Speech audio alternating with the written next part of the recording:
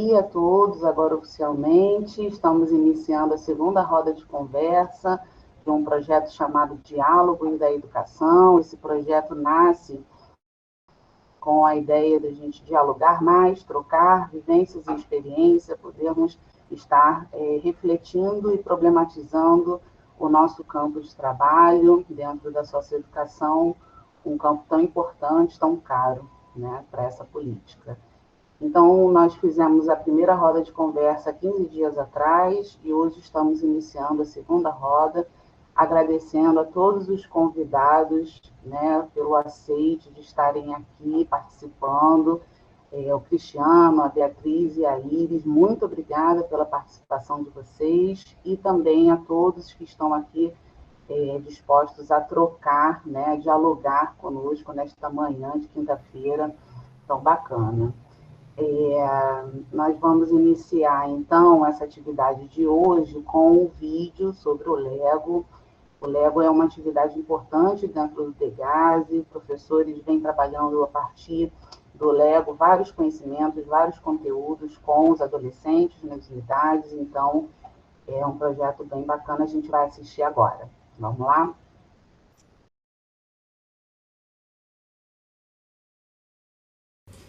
Olá! Vou apresentar para vocês o projeto Lego Robótica no Degase.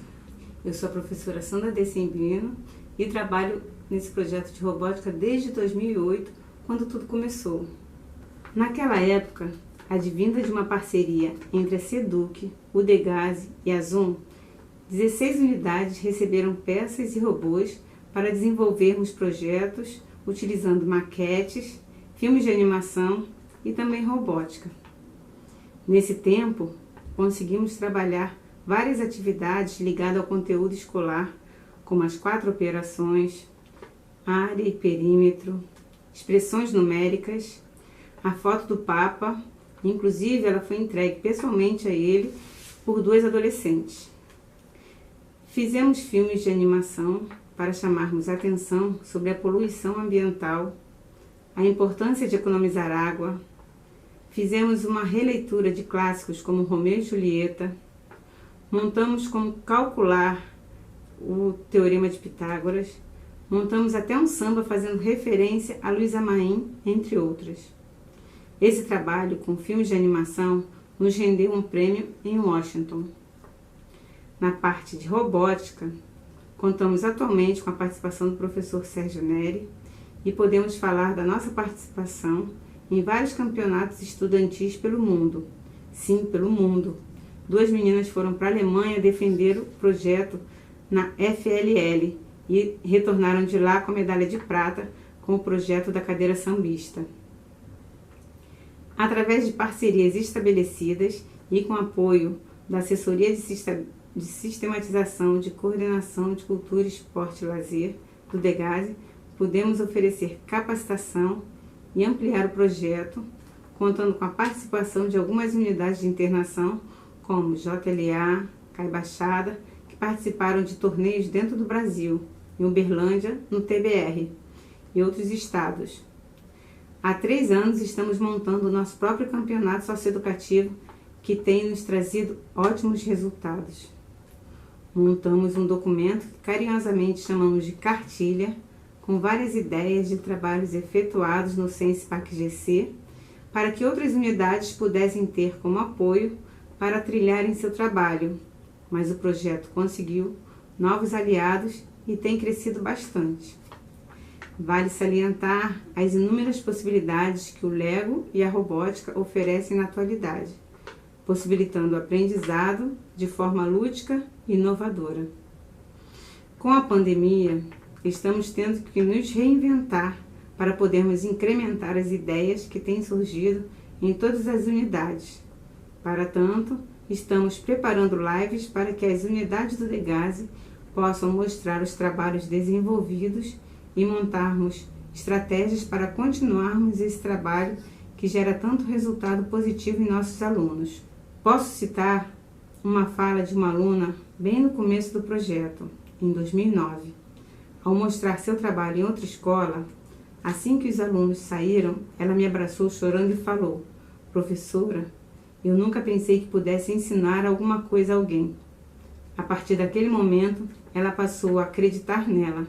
E é para isso que trabalhamos. Esperamos vocês nas lives. Bom, então vamos iniciar, né, essa roda de conversa de hoje.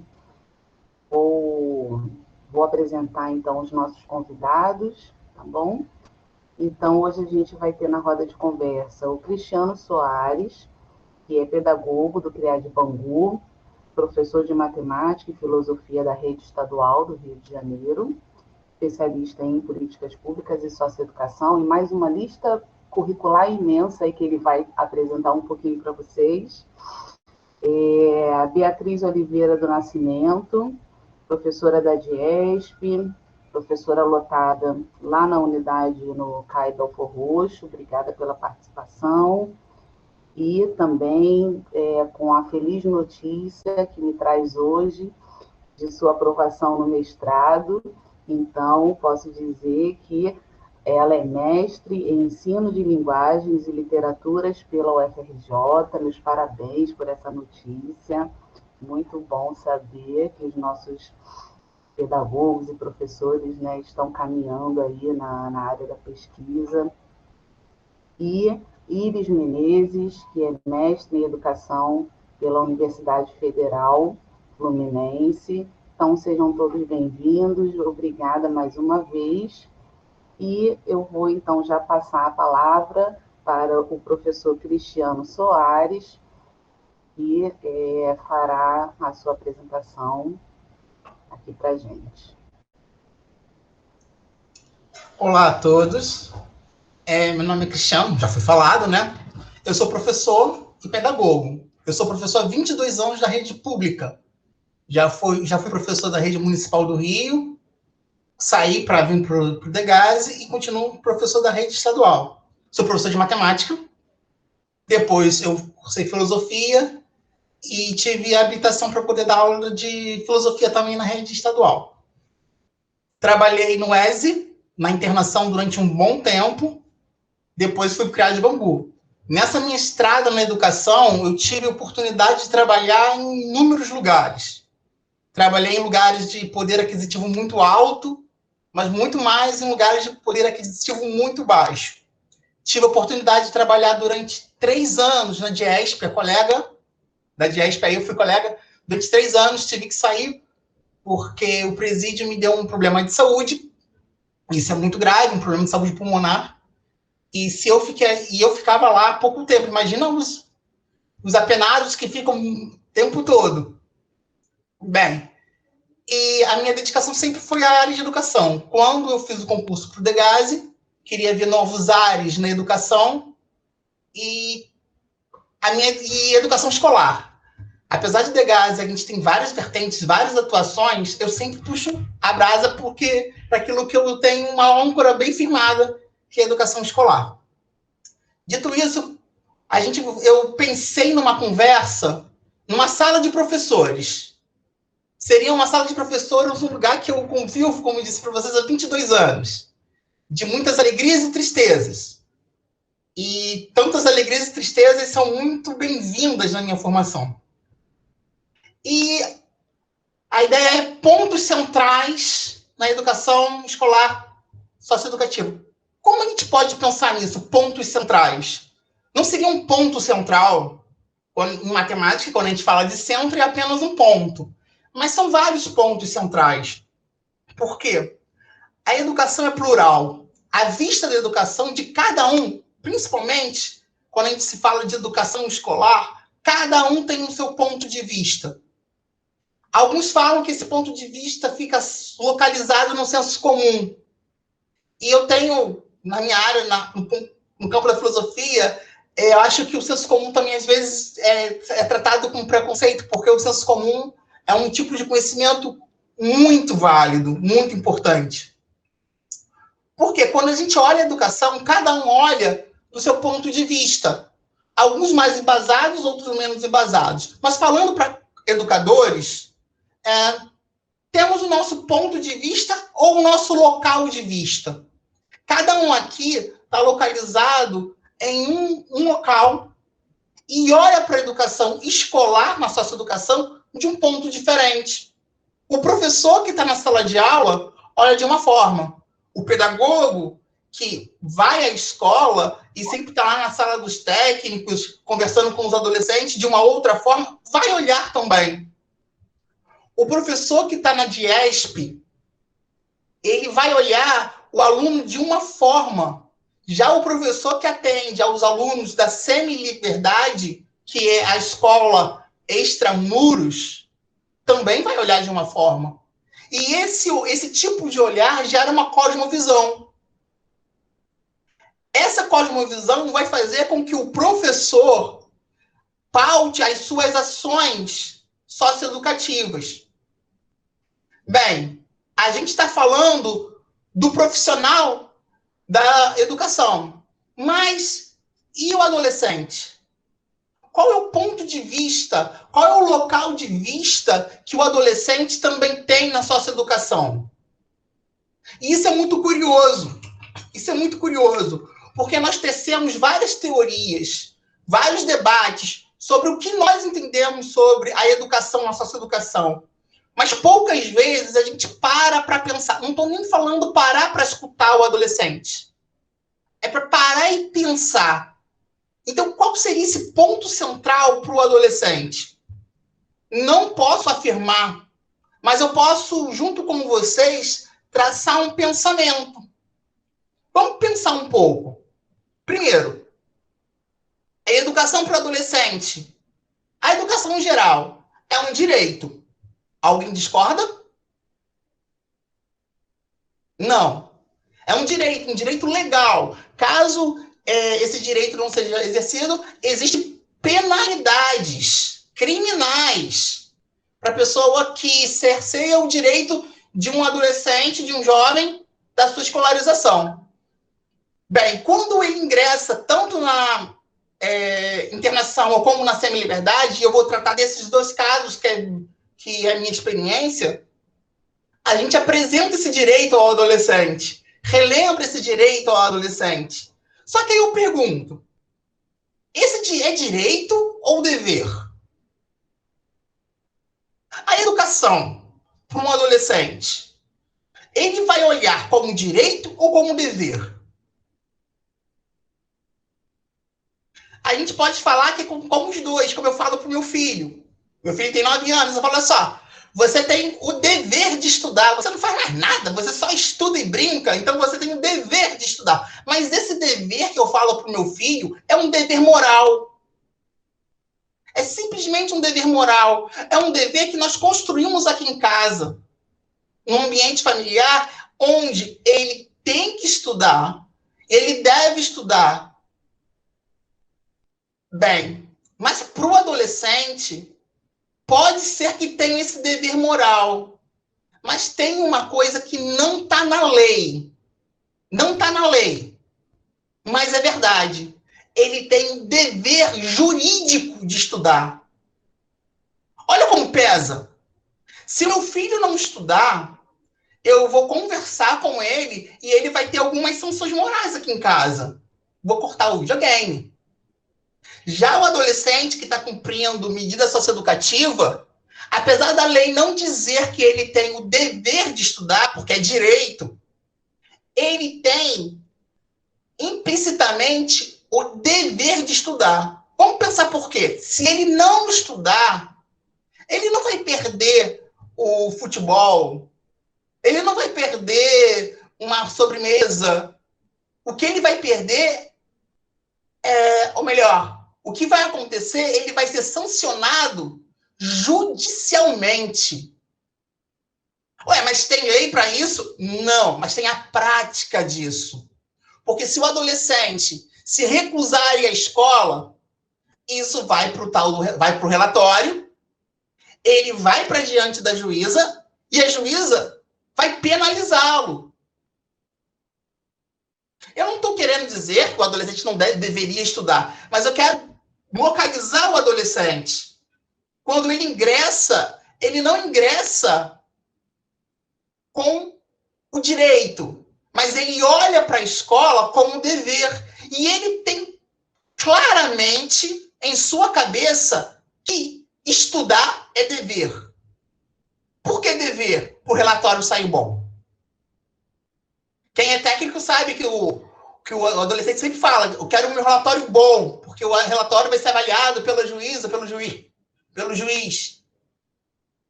E olha o local de visão desse adolescente em relação à escola. Não é direito, para ele é dever. Eu vejo um adolescente chegando, tanto na internação quanto na liberdade, com 2 anos fora da escola. 2 anos. Ah, aqui você vai estudar, vai ter curso profissionalizante. E a coisa é que, quando ele escuta isso, ele só pensa: vai para o meu relatório e vai ficar bom. Meu relatório, vai para o meu relatório. Esses direitos são deveres. Ponto. Eu acredito muito nisso. E aí? O que você espera de uma pessoa? Gente, meu filho está aqui lanchando na escola e pediu para abrir o lanche dele. Desculpa, tá? Coisas de home office. Então, filho. E o que você vai esperar dele? Vai esperar deles apenas um cumprimento de dever, sem dedicação. Eu fui professor da DIESP. Tem uma colega aqui da DIESP, vai até fazer a apresentação também, né? E sabe o que é a fala dos professores da DIESP? Eu não quero trabalhar na socioeducação.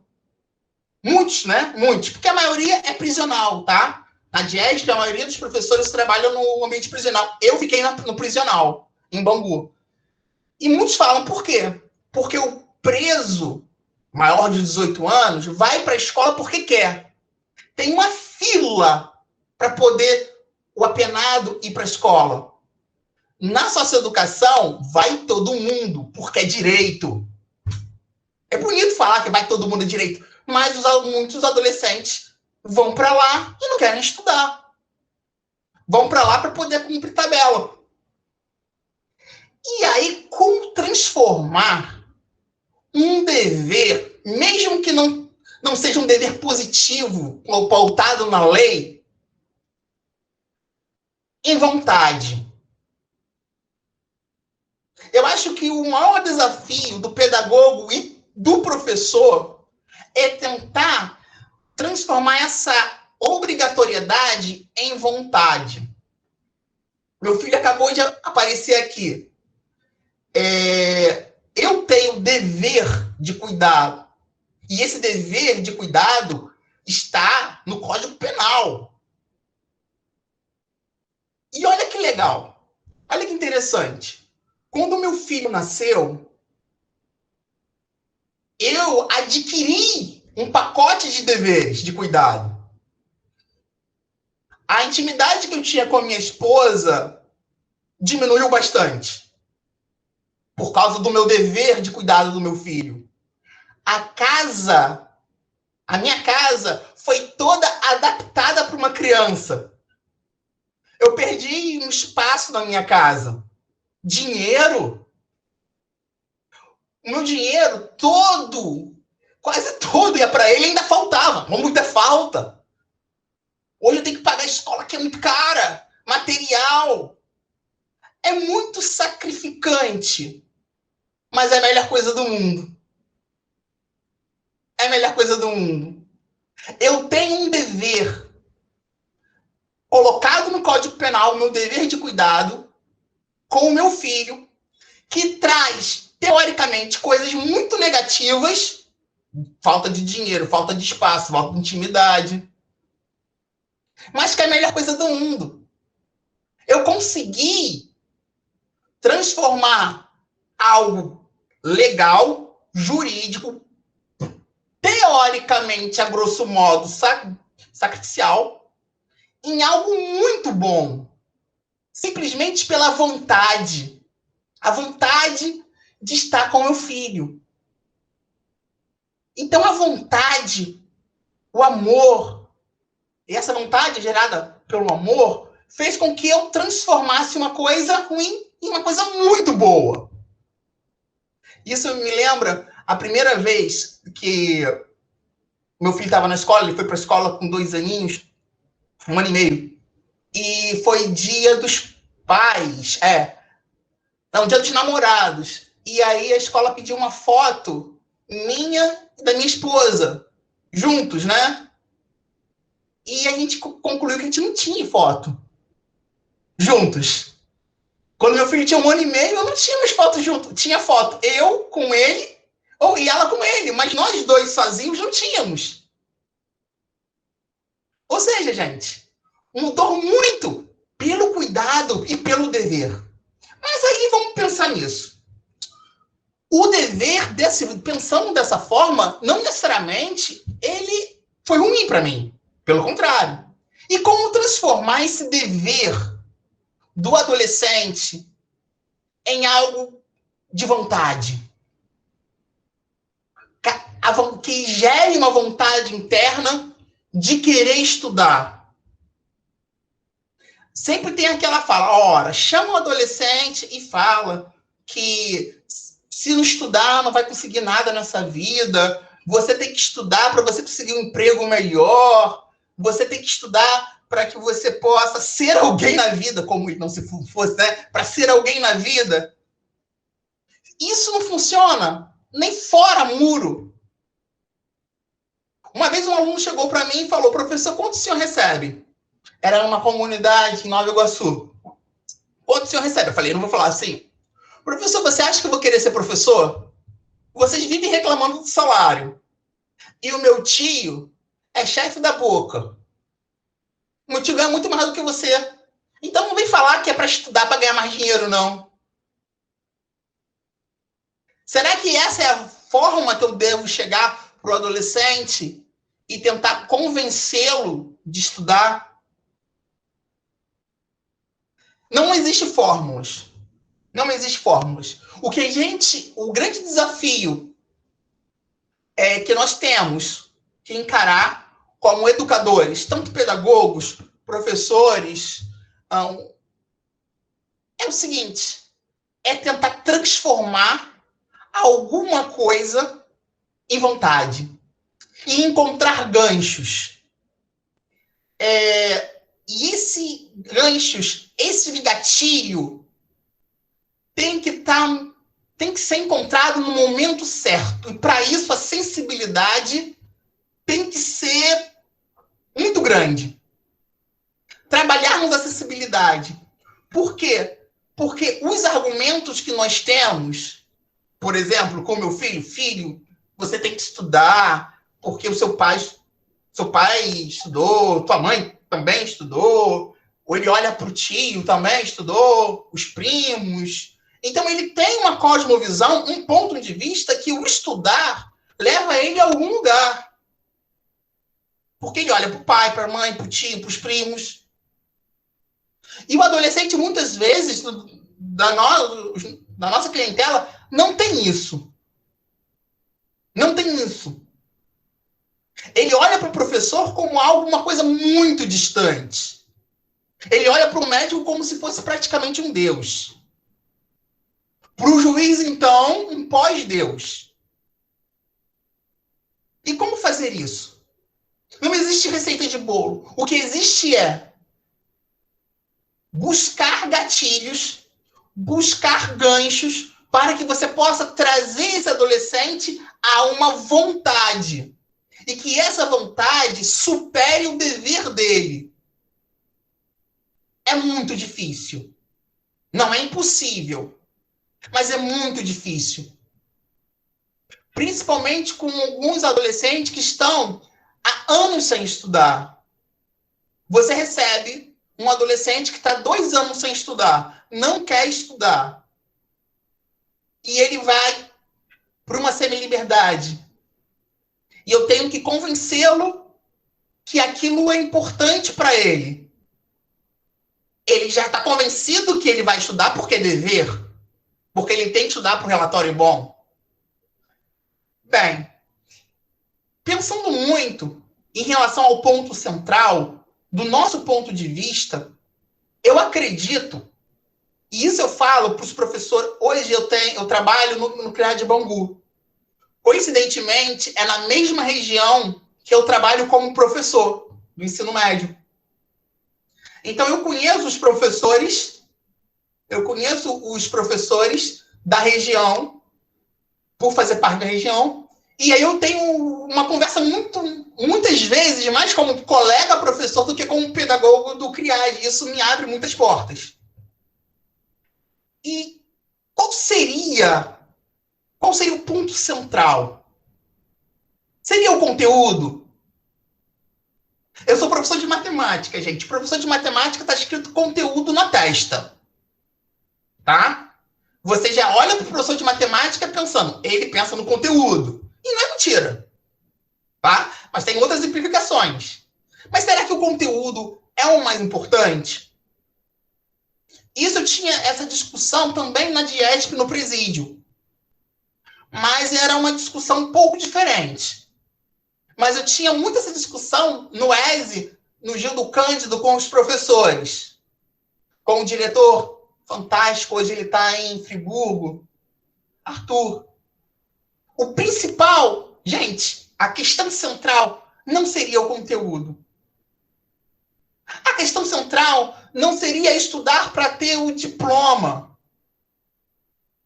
A questão central não seria estudar para ser alguém na vida. E, sinceramente, não gosto de pensar que a questão central é cumprir uma ordem judicial. Porque quando vem a sentada da doutora Lúcia, aqui na capital, vem escrito, matrícula em 10 dias, ordem, matrícula em 10 dias na rede municipal ou estadual de ensino. Certo, garantia de direito, é a função dela. Mas eu não queria que isso fosse o ponto central. E aí, numa conversa, e como eu digo, é cosmovisão, eu estou olhando no meu ponto de vista, meio como professor, mais como pedagogo nesse momento, é que a questão central seria fazer com que o adolescente tivesse vontade de continuar estudando. Fazer com que o adolescente, ao sair da internação, ao sair da semi-liberdade, ele, de forma autônoma, queira estudar.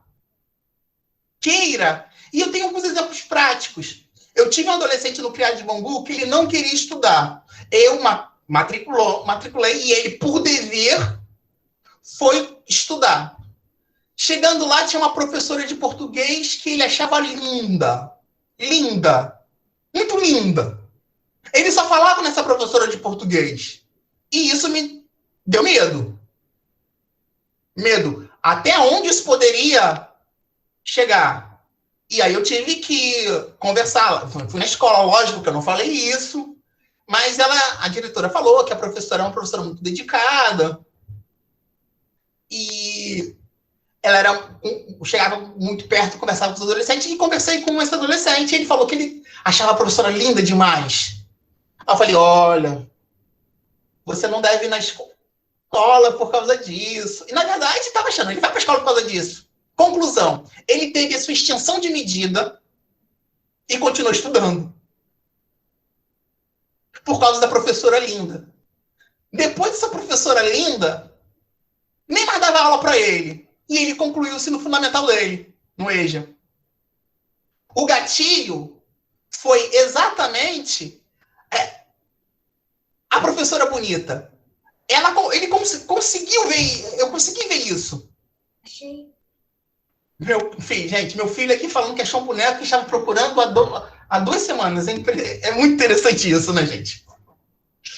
Eu dei atenção para ele e fiz assim, que era muito importante para ele. Muito legal.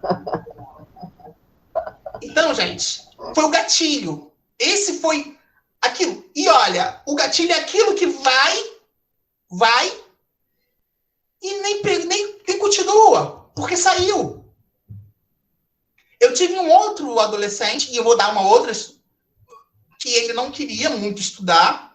Ele falou para mim que só estava estudando por ser obrigado, mas ele conseguiu olhar um positivo. E ele falou, olha, eu não gosto de estudar, mas eu vou continuar estudando porque eu quero melhorar de vida.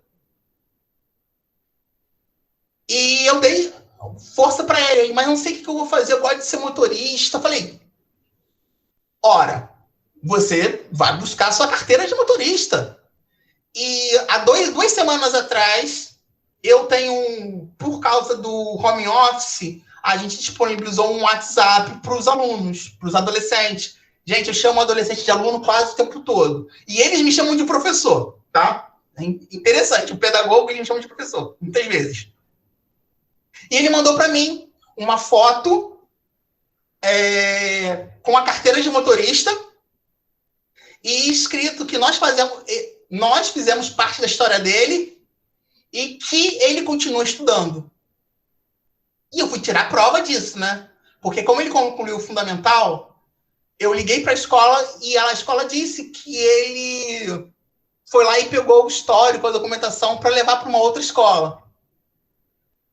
Houve gatilhos. Esse gatilho do menino, do primeiro que eu disse, foi uma menina bonita, uma professora bonita, que depois isso passou coisa de adolescente.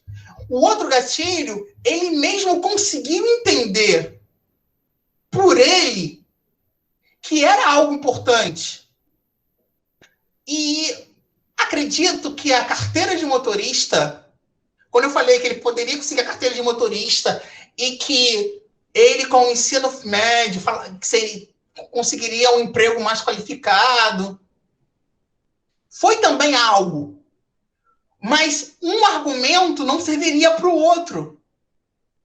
E o grande desafio do ponto central é que não tem um ponto central, não tem uma receita. É sensibilidade. E agora tem um grande desafio também, outro desafio. Para você levar isso, essa sensibilidade, para as escolas da internação, é muito difícil. Mas tem uma facilidade, porque os professores das escolas da internação, eles estão ali de forma voluntária. Só dá aula nas escolas, dentro da unidade de internação, os professores que querem. Até porque se não quiser, sai. Vai para extramuro. Mas os professores da semi-liberdade, eles não estão porque eles querem. Eles recebem porque eles são obrigados. E aí, de novo, vem o dever. E quando chega um adolescente, não sei se tem um pedagogo aqui da semi-liberdade, muitas vezes a escola recebe com cara torta. Porque é uma escola regular que, teoricamente, vai receber um aluno problema. Eu estou falando muitas vezes porque eu estou sendo bonzinho, tá? Que vai receber um aluno problema. E aí eu gosto de me colocar no lugar. Qual é o professor que quer receber um aluno problema? Eu não quero. Ora, quando eu recebo um aluno problema como professor, eu tento fazer o meu melhor trabalho possível. Mas não quer. E como fazer transformar esse dever em algo positivo na semi-liberdade? Quando a gente trabalha com inúmeras escolas. Um aluno problema, na verdade, não é nem aquele que traz problema. É aquele que você acha que vai dar problema. Isso caracteriza um aluno problema. Um aluno, muitas vezes, apronta numa escola e é transferido para uma outra escola. E ele já chega caracterizado como aluno problema. Mesmo sem o professor nunca ter olhado, eu estou falando extramuro, o rosto dele. Então, ele já é caracterizado. Então, o aluno problema, ele não é o que ele faz, mas é a fama que ele tem. E como a gente fazer isso? Isso aí, virtualidade de problema. Eu tento hoje conversar, e eu, por ter uma abertura com o professor, como professor, eu tenho uma abertura grande com os professores das unidades que atendem. Bangu tem uma peculiaridade. A gente atende alunos de todo o estado. Então, muitos não são matriculados perto da sua residência. É matriculado perto da unidade. Então, eu trabalho com poucas escolas. E isso me facilita. E isso me facilita a escuta do professor. me facilita as escutas. Isso é muito bom, porque eu escuto coisas muito boas e falas, muitas vezes, preconceituosas. E me colocando de novo no ponto de vista, no local de vista, talvez se eu não tivesse o conhecimento que eu tenho hoje sobre socioeducação, eu também teria uma fala preconceituosa. E aí, gente, eu trago para a gente aqui não respostas, mas dúvidas. Mas com uma certeza que o ponto central para mim, e essa certeza é minha, é fazer com que os nossos adolescentes, os nossos jovens, tenham vontade de continuar estudando. E como? Procurando gatilhos. E esses gatilhos são procurados a qualquer instante, a todo momento. E para encerrar minha fala, existe um gatilho, alguns gatilhos que nós, quando procuramos ter sensibilidade, e não é sempre que tem sensibilidade, nós somos seres humanos, nem percebemos. Eu estava no ESE, uma antiga unidade de internação, e um adolescente que passou por mim, pela minha equipe, ligou para a unidade depois dele ter recebido uma extensão. Ele cumpriu liberdade assistida, saiu do ESE para liberdade assistida e teve extensão. Passando um mês depois da liberdade assistida, ele liga, querendo falar comigo. E foi uma coincidência muito boa. Quem atendeu fui eu. E quem sabe, na unidade de internação, a gente que mais detesta fazer é atender telefone. E quem atendeu fui eu. E ele me perguntou, Cristiano, sou eu. Ele, eu queria agradecer. Agradecer porque você me convenceu a continuar estudando. Gente, eu não lembrava o garoto. Era uma época no ESE que nós tínhamos 550 garotos. Eu estava com uma equipe com 70 garotos. Eu dei uma paralisada, ou seja, eu e a equipe despertamos um gatilho que quando ele saiu, ele continuou a querer estudar. E aí, gente, é ligar a chavinha da acessibilidade a todo momento. Apesar de termos vários problemas. Naquela época, no ESE, eu tinha mais problema do que solução. E aquilo foi um bálsamo naquele dia, e eu abri para a equipe, foi muito, muito legal. E depois eu lembrei do garoto, quando eu fui olhar no prontuário, a foto dele. Gente, foi muito bom estar aqui com vocês. Eu fui muito na prática e, como eu disse, estou pensando numa sala de professores, tá bom? Uau, Cristiano, que fala, hein? Parabéns.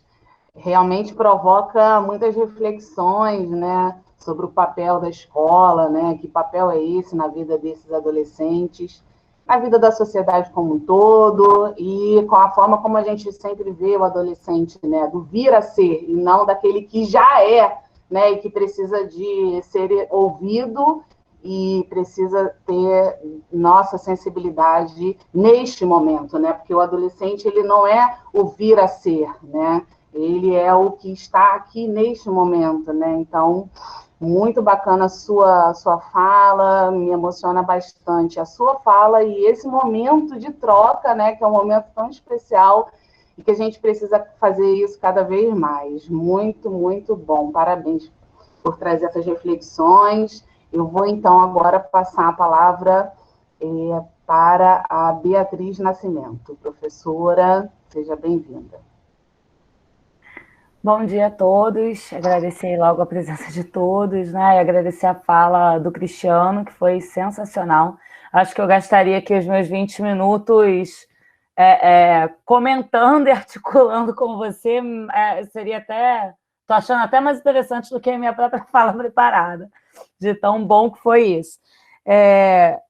Eu estava aqui refletindo, antes de eu entrar na minha apresentação mesmo, sobre tudo isso que você falou, né? E como é importante ter professores dentro da socioeducação que estejam dispostos a ter uma escuta sensível, né? Quase uma escuta psicanalítica, o que a gente faz com o nosso aluno para poder abrir mão dessa importância que a gente é ensinado a ter na formação de professores, do conteúdo, e pensar... Eu lembro que quando eu cheguei na socioeducação, eu era a louca do currículo. Gente, qual é o currículo? Qual é o currículo? Qual é o currículo? Ninguém sabia qual era o currículo.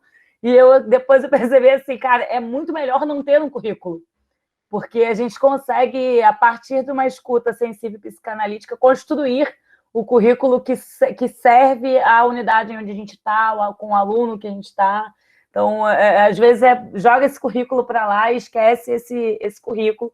Foi algo que a socioeducação me ensinou. Faço aqui, né, como professora da CEDU, que está na DIESP, também o lado da professora, que assim, a gente fala da necessidade de ser esse professor disponível, né, que quer gerar o gatilho, mas a gente ainda encara com os nossos colegas, e na minha própria situação, os 8 anos sem reajuste do nosso própria inflação, e aí a gente esbarra com um colega que pensa assim, eu vou fazer só o que dá, eu não estou ganhando para fazer mais do que dá, né? Às vezes a gente é tentado a pensar dessa forma também.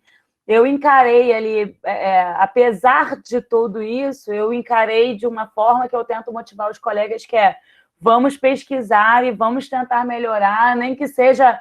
Claro que a gente está fazendo isso sobre o outro, mas também é benefício para a gente, enquanto profissional, para tentar melhorar o nosso lado também, inclusive financeiro, né? A gente acredita, tenta apostar aí que pesquisando, estudando, isso que a gente tenta, que as pessoas tentam vender para aluno, estuda que vai melhorar, a gente tenta jogar para a gente também, né?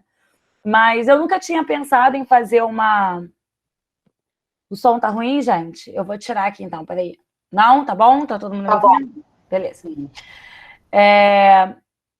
Eu nunca tinha pensado em fazer um mestrado acadêmico nem nada, até porque eu não gosto, não me fazia muita cabeça essa ideia de fazer uma pesquisa aleatória para depois ficar numa biblioteca de faculdade, sabe? Tipo, até pensando em termos de funcionária pública, o desgaste emocional que uma pesquisa de mestrado e doutorado traz para o retorno financeiro é muito pequeno, mas foi quando eu cheguei à socioeducação que eu tive vontade, porque eu sabia muito pouco sobre aquilo, nós não somos, né, de fato, treinados para entrar ali, a gente vai recebendo a formação de professor na marra pela solidariedade e empatia dos colegas mais antigos. Então, eu fui educada para a socioeducação porque eu cheguei numa escola onde eu fui abraçada e os colegas mais antigos fizeram questão de me educar enquanto formação profissional para trabalhar ali, que é no Colégio Estadual Jornalista Barbosa Lima Sobrinho, no Caio Baixado. Então, eu sou muito grata a dividir a escola com os colegas mais antigos que têm ali 18, 20 anos de socioeducação para me ensinar. Mas aí eu quis algo a mais e vi a possibilidade do mestrado profissional como algo que se abriu assim, não, é isso. Vou estudar um pouco mais de mestrado profissional sobre isso. E eu cheguei ao FRJ, eu descobri que os orientadores e professores também nada sabiam sobre socioeducação. E aí eu fui com o meu orientador, o professor Dr. Marco Schaefer, num trabalho assim de troca, que foi para ele um encantamento de descobrir a socioeducação. Agora ele está até se dedicando a outras coisas, já que ele é professor também da Faculdade de Educação. E eu, sobre melhores possibilidades de ensinar literatura para os alunos da Socio, né? Eu sempre fui uma militante do ensino de literatura para o ensino fundamental. É muito difícil quando você se forma e vai para a vida. As pessoas acham que literatura só é ensinar no ensino médio, professor de português do fundamental só ensina gramática e aquela interpretação de texto muito direcionada, mas eu sempre fui uma militante do ensino de literatura e principalmente da poesia, né? Já também é um trabalho muito raro de se encontrar. Então, eu sou a pessoa que gosta de abraçar essas coisas aí, essas dificuldades. Vamos por difícil, vamos por difícil. E aí eu fui no meu tato, sempre gostei, assim, né? Essa coisa de ensaio e erro, ninguém ensina pra gente como que se ensina poesia também na faculdade. Na minha formação dos professores também ninguém ensinou, acredito que na de vocês também não. Como é que se ensina qualquer coisa, né? Tipo, como é que você ensina poesia? Como é que faz alguém gostar de poesia? Ninguém me ensinou. E aí eu comecei pelo meu tato, ensaio e erro e tudo mais na escola pública, a ensinar poesia partindo das letras de música, que eu achava que era algo que iria chegar, né, agradar o aluno ali a letra de música. Então, eu comecei a fazer esse teste também na socioeducação, até que eu encontrei numa dessas aulas o que seria o meu objeto de pesquisa, quando um aluno trouxe essa fala para mim. Eu vou explicar melhor para vocês, que gerou o título da minha dissertação, inclusive. Professora, só não traz racionais. Primeiro, por que ensinar poesia para jovens nas condições dos nossos jovens, né? Eu acredito muito no potencial humanizador e socializador da literatura. Acho que a literatura, assim como todas as outras formas de arte, sempre tem nos ajudado. Eu trabalho no CAI, no Jornalista Barbosa Lima Sobrinho, com o professor Jefferson Rocha, que eu não sei se alguns de vocês conhecem. É um professor brilhante na área de teatro e que tem feito um trabalho, inclusive, agora também com cinema, com alguns alunos. É uma pessoa incrível que também, graças a Deus, encontrei com ele ali, porque ele foi um dos meus instrutores nessa pegada e me direcionou também como esse trabalho, e eu me inspiro muito nele, inclusive. E eu comecei a perceber ali que, olha, como o Cristiano falou, né? Conteúdo, não sei, mas eu tenho na minha disciplina, graças a Deus, um conteúdo que é artístico e que ele tem um grande potencial humanizador e socializador. E a poesia é isso, né? A poesia é essa coisa da subjetividade. E poder trabalhar com esse aluno e mostrar para ele que existe uma subjetividade que construíram para ele, que não necessariamente é a dele, é bem melhor. Então, através do meu trabalho docente, porque também eu não acredito no potencial humanizador e socializador da literatura. Tome um livro, ele vai mudar a sua vida, né? Existe entre o leitor e o livro um personagem muito importante, que é o mediador de leitura, que precisa estar ali. A gente tem os nossos mediadores de leitura nas bibliotecas, que fazem ali o trabalho como elas podem, mas é óbvio que estender isso à escola e o professor que está ali ser o mediador de leitura é ainda com mais completude esse trabalho. Então, isso foi algo que eu comecei a entender melhor, né? Não é para qualquer pessoa que eu dou um livro e ela se interessa por aquilo e aquilo muda a vida dela. Eu conheço experiências de pessoas que encontraram o livro sozinho e que tiveram suas vidas transformadas, mas isso não quer dizer que todo mundo vai ter essa experiência e que o mediador de leitura não é importante. Então, através do nosso trabalho docente, a literatura ela tem um potencial humanizador e socializador. E aí nós chegamos no porquê só não traz racionais, né? Eu sempre uso a música como porta de entrada para o gênero poesia. E aí ia ter um trabalho literário na escola, eu pensei, trabalho literário, poesia, vou levar música. E no alto do meu salto, de quem estava chegando na socioeducação achando que sabia demais de literatura, falei, bom, esses moleques querem ver o quê? Racionais. Vou fazer aqui a minha coletânea e vou levar o assunto para eles e tudo mais. E cheguei na sala de aula, ali, né, na nossa visão preconceituosa de achar que a gente sabe tudo que o aluno precisa aprender. E eles me ensinaram muita coisa nessa aula.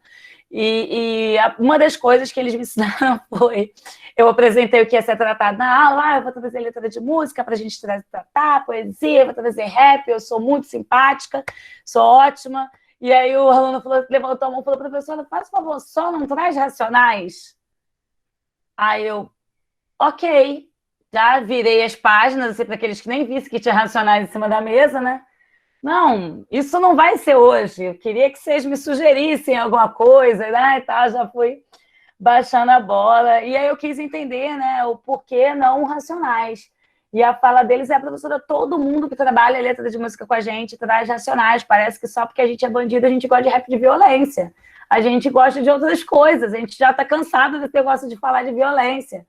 E aí eles me apresentaram poesia acústica, e Felipe Ret, e outros rappers que trabalhavam mais com matemática subjetiva, amor, saudade. E aí eu comecei a perceber ali que existia uma abertura para a gente ou construir subjetividades através dessas falas mais voltadas para a escolha que eles estavam fazendo. Então foi a hora que eu pensei assim, além de ouvir o que eles querem, eu vou ter que ter uma escuta bem psicanalítica para ouvir o que vai surgir dessas aulas, né? Saber o que fazer com o que vai acontecer, com o que vai aparecer, porque não adianta só ouvir, eu tenho que saber o que fazer com o que vai aparecer, e eu preciso também estar trabalhando ali de alguma forma, né? A aula, enfim, não dá para eu transformar, eu não sou profissional de psicologia ou psicanalista para dizer que eu vou trabalhar ali como a psicóloga dos meninos. Eu tenho que trabalhar e sabendo para quem direcionar isso e dentro do meu conteúdo de poesia. Então, foi o meu desafio ali e eu parti do corpus que eles ofereceram também, e essa foi a minha pesquisa, para começar a introduzir outros poetas da literatura brasileira, trabalhando com a ideia de direito da literatura, direito à literatura que o Antônio Cândido tem, trabalhando uma criticidade, que não é um direito à literatura apenas elitista, né, mas direito à literatura como um todo, trazendo as ideias também da Conceição Evaristo, e eu pensei assim, a gente precisa chegar à análise de uma obra completa, ter acesso ao livro. Era uma coisa muito difícil para a gente lá dentro da nossa unidade, permitir que o aluno fosse com o livro para o alojamento. O livro vai virar artesanato, o livro vai virar bolsa, o livro vai virar cisne. E, assim, isso foi uma dificuldade que a gente conseguiu transpassar. E aí eu chegar até a gente trabalhar uma obra completa. Bom, na hora de escolher trabalhar com uma obra completa, eu também enfrentei algumas críticas, porque eu escolhi o Paulo Leminski, um poeta homem, branco, sulista, né, tal. Por que Paulo Leminski? Por que trabalhar com isso? Mas eu quis, segundo a Teresa Colomer, né, conduzir o leitor para a apreciação de um corpus de mais restrito a mais amplo.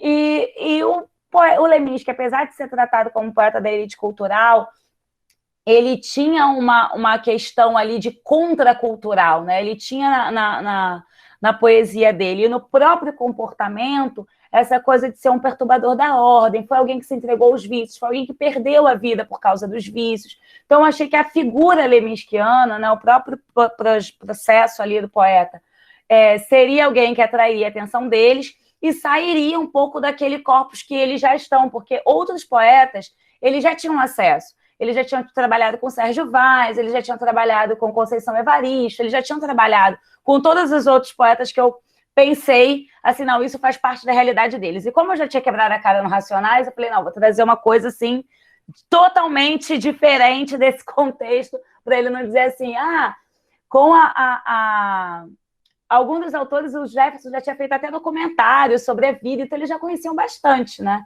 Então, optei por uma coisa assim que fosse bem diferente, e o Leminski, ele tem uma relação com a música, com grafite, com outras formas de arte, então foi o que eu levei ali e montei como metodologia oficinas de leitura. Bom, algumas dessas oficinas nunca foram aplicadas por conta da pandemia e por conta do ensino à distância, enfim, como ficou, e quem trabalha aí com o Degasse sabe como é que ficou toda essa situação nossa em relação ao contato com o aluno, então essas oficinas ainda não foram aplicadas, mas possivelmente serão assim que necessário. Uma das poesias era para discutir poesia, a primeira e a última, para a gente poder medir essa evolução, né, da poesia, finalizando com acróstico. Uma sala com um jogo investigativo sobre quem é Leminski, né? A ideia era compor na sala um cenário de investigação criminal mesmo, com as fotos do Leminski, para eles tentarem adivinhar, já que eles não conhecem, não sabiam do que se tratava, tentar adivinhar quem é essa pessoa que eles estão vendo na foto, já que eles nunca viram, né? E tentar adivinhar qual o nome dele, qual era a profissão que ele exercia, e depois um pouco da biografia do bandido que sabia latim, que é uma biografia super interessante, a capa já é instigante para eles, né? E alguns dos poemas e dos grafites inspirados em Leminski, até um vídeo dele dizendo o que ele pensava sobre grafite mesmo. Depois, algumas produções para apresentar e trabalhar com um livro, porque eu comprei um livro, a gente investiu, né? E eu tenho um livro para cada aluno, então, quando eu puder aplicar as oficinas, cada um vai receber o seu próprio livro. Que iria trabalhar um pouco com essa questão da individualidade e de ter um livro, né? A experiência de receber, de abrir um pacote de presente, de encontrar um livro, de ver como seria essa experiência e desenvolver ali alguma coisa de afetividade em relação a essa obra. Trabalhar a ideia do seja marginal, seja herói, né? E algumas coisas tanto do que dizem do que é o marginal, sobre o que o Leminski trabalhava com a ideia do marginal e a arte como um todo, né, considerada marginal. Eu sei que existe uma discussão sobre a arte marginal, aquela da década de 70, e a arte que é produzida hoje na periferia, e eu também trabalharei isso nas oficinas. E a construção da própria obra deles, através de um paginário, e eu também a gente investiu no mimeógrafo e numa máquina de escrever para a produção aí dos próprios livretos ao estilo da arte marginal com eles, e aí, assim, é a parte que eu estou mais aguardando, né? Os meus alunos, eles escrevem, eu tive umas, assim, quando falo em rap, vários alunos produzem rap, e os que não produzem vão se inspirando e ajudando os outros. Então, eu tive uma experiência com um aluno que escreveu um rap e trouxe para eu ver. Sim, eu sempre fico pedindo para eles me mostrarem, mas como professores de português, eles ficam um pouco receosos. Então, eu fiz um trabalho de variação linguística, mostrei para eles algumas letras, né, algumas questões de variação linguística, e aí eles se motivaram a trazer, porque eles entenderam que não era necessariamente um erro de português, mas a expressividade deles ali naquele texto. E aí um deles trouxe, eu infelizmente não botei aqui, acho que não está aqui nesse slide, mas um deles trouxe uma letra linda, e aí eu perguntei, será para mim? Eu posso fazer o que eu quiser com ela? Aí ele falou, posso. Eu falei, eu posso mostrar a outros colegas? Ele pode. E aí mas a senhora digita para mim, que eles queriam que eu digitasse, eles gostam de ver a folha digitada, né? Eu falei, não, eu digito. Levei para casa e como eu sempre faço folhinhas com texto, interpretação, discussão, eu usei o texto dele como base da folhinha da próxima aula. Coloquei sobre o autor, e coloquei dados sobre ele, coloquei que ele considerava aquele texto um rap acústico e tal, coloquei dados sobre a obra, enfim, fiz as questões de interpretação e levei para a sala, cabeçalho, tudo direitinho, levei para a sala. E aí ele, professora, a senhora digitou meu trabalho? Eu falei, depois a gente conversa. Ele, não digitou, né, não sei. Aí eu, pode entregar as folhinhas para mim? E quando ele começou a entregar a folhinha, que ele viu que era o texto dele, ele ficou enlouquecido, né? Ele, hoje eu vou tirar 10 na folhinha. Hoje, olha, eu sou autora. E perguntas do tipo, segundo o poeta, o que se considera... Não, segundo o poeta sou eu, se vocês quiserem eu ajudo. Então gerou toda uma motivação na sala e a partir disso outros colegas começaram também a trazer e eu fiz ali durante um tempo um trabalho só com textos deles na folhinha, né? Buscando o conteúdo a partir dos textos deles. Então isso também foi muito interessante. E uma das lições assim que eles me deram maior foi com a poesia acústica número 3, Capricorniana, que eles pediram para eu trabalhar essa letra com eles, foi logo que eu comecei a trabalhar. E essa letra tem algumas coisas que são consideradas pornográficas, né? Tipo, ela bate mama, ela faz isso depois do pornô que a gente faz na cama e tudo mais. E aí eu fui ler o texto com eles, eu expliquei para eles que eu ia declamar, que a gente não ia cantar, que eu ia declamar.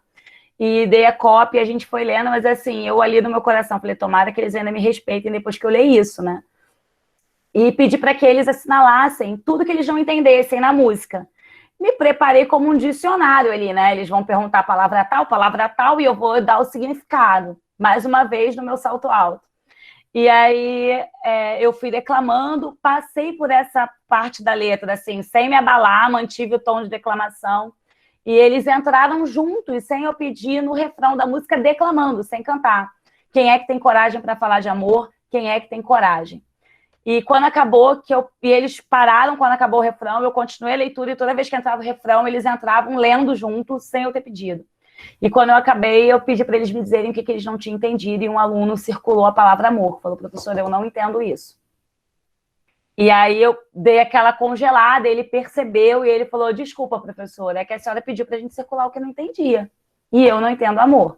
E aí, mais uma vez, eu botei minha aula toda de lado, e a gente foi falar sobre amor, sobre o que tinha acontecido ali, né? Sobre o que é amar, o que não é, o que a gente pode considerar, se eles já amaram alguma vez na vida, enfim.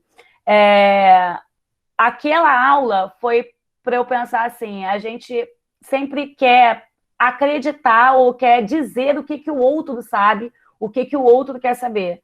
E eles devolvem para a gente o quê? Quero saber sobre amor. Agora, na pandemia, alguém pediu para que eu repetisse essa experiência via vídeo com uma turma. E um professor da escola disse que não queria que os alunos dele tivessem acesso àquela letra de música, porque não era uma letra boa, porque aquela banda não era legal, aquele grupo instigava o uso de drogas, porque aquela letra tinha muitas palavras erradas, que ele queria que o aluno dele tivesse acesso a outras coisas e tudo mais. E eu narrei para ele a experiência anterior e disse para ele, olha, você está esperando muito mal dos nossos alunos. Eu aprendi com eles que, às vezes, o que eles querem aprender tem a ver com subjetivo, tem a ver com amor. E aí, essa foi basicamente a minha experiência, né? Os resultados ainda da minha pesquisa. Eu não tenho como saber exatamente o que viria deles, porque eu não consegui aplicar todas as oficinas, mas eu tive um conhecimento acadêmico acerca da pedagogia socioeducativa, porque eu mergulhei para aprender, eu fui aprender quem era Antônio Carlos Gomes da Costa, eu fui aprender um monte de coisas que eu não sabia. Aprendi sobre mediação de leitura, porque eu me formei lá em 2010 e nem tinha passado ainda por esse conhecimento. Aprendi a elaborar material didático com empatia, porque a gente, às vezes, elabora material didático pensando na nossa facilidade, e hoje eu aprendi a elaborar material didático pensando em quem vai receber no objetivo, no alvo do meu trabalho, né? E não naquilo que eu acho que é o melhor, mas ter uma escuta atenta na hora de elaborar esse material, porque é para aquela pessoa que eu vou ouvir, que vai receber, que eu estou preparando, e as perspectivas de resultado futuro aí em relação a essa aplicação.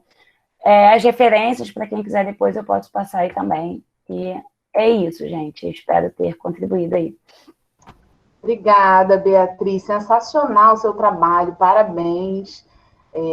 Que atuação, né? Que reviravolta aí no pensamento que tradicionalmente a gente tem, né, da pedagogia, de que o professor ele é o detentor de todos os saberes e que ele é que sabe mais daquele que está ali, daquele sujeito, do que o próprio sujeito, né? Então, assim, que reviravolta, assim, rompe totalmente com a ideia tradicional de educação e soma demais aqui com a gente, né? Que isso possa provocar reflexões, que a gente possa ter outras ações como esta, né? Em sala de aula. Então, valeu demais a sua participação. Muito obrigada. Então, agora eu vou passar para a Iris Menezes Jesus, que vai contribuir também aqui com a gente aqui nessa atividade de hoje. Seja bem-vinda, Iris. Olá a todos e todas. Bom, estou muito honrada de fazer parte dessa roda de conversa. Né? Para mim é muito difícil, depois de todos esses relatos, né, gente? Eu não sou especificamente da socioeducação, né? Então eu tenho aprendi muito aqui com as falas de vocês. Né? Talvez eu traga uma visão um pouco academicista, já peço até desculpas, estou aberta ao diálogo com todo mundo, né? A gente realmente vai aprendendo com o que a gente ouve, e a experiência de vocês foi, com certeza, incrível. Eu vou falar um pouco da minha pesquisa de mestrado e, de uma maneira geral, da pesquisa realizada entre a UF e o Degase em 2016, né, que gerou o relatório Trajetória de Vida de Adolescentes e Jovens em Situação de Privação de Liberdade, aqui no Rio de Janeiro, e especificamente dados mais sobre a escolarização, que foi a parte que eu estudei na minha pesquisa de dissertação. Agradeço a Beatriz, que eu me enrolei toda para colocar o slide, ela vai colocar para mim. Obrigada, Beatriz. Bom, esse é o título, né? Escolarização de jovens em situação de privação de liberdade no estado do Rio de Janeiro. Eu sou mestre em educação, atualmente faço doutorado em mídia cotidiano também na UF, sou professora da rede municipal de Niterói, estou atualmente na educação infantil e sou advogada também. Então, vou passar agora um pouco dos resultados da pesquisa para vocês.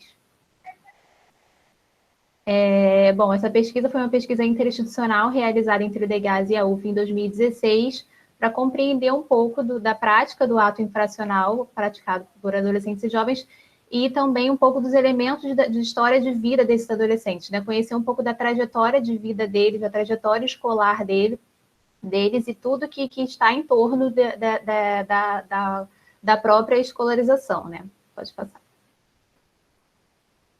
O objetivo da pesquisa geral, né, realizada, foi contribuir para a formulação de políticas públicas dirigidas a esses sujeitos, e o meu objetivo na minha dissertação foi compreender o processo educacional desses jovens.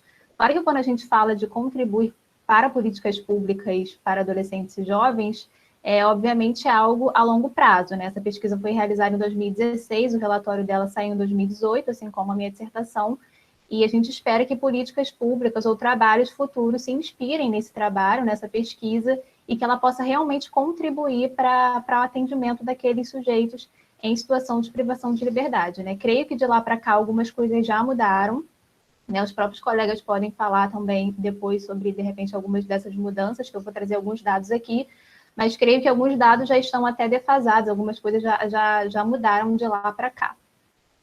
Pode passar. Volta um, acho que pulou um.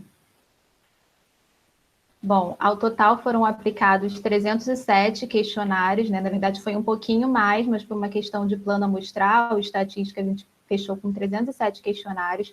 Os questionários eram aplicados online, né? Nós, enquanto pesquisadores, conversávamos ali com os adolescentes, íamos marcando as perguntas, e automaticamente era na plataforma Google Form, e ele já gerava um gráfico, já gerava alguns dados daquela pesquisa. Então, depois, para análise, para construção de gráficos, foi mais fácil analisar. Claro que a gente dependia de internet na unidade, às vezes a gente tinha alguns problemas com os aparelhos tecnológicos, mas, no geral, a gente conseguiu aplicar bem os questionários.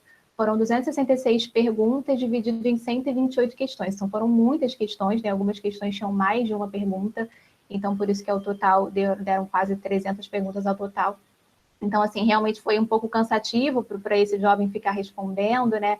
Então, a gente fez todo um trabalho de conscientização, de mobilização, falando da importância daquela pesquisa, que serviria para eles futuramente, para políticas públicas para atendimento a jovens em situação de privação de liberdade futuramente, para que eles pudessem responder mesmo da melhor maneira possível, e que não fosse algo cansativo para eles, e que eles não vissem a gente só como pesquisadores que estão ali fazendo algumas perguntas para eles, né?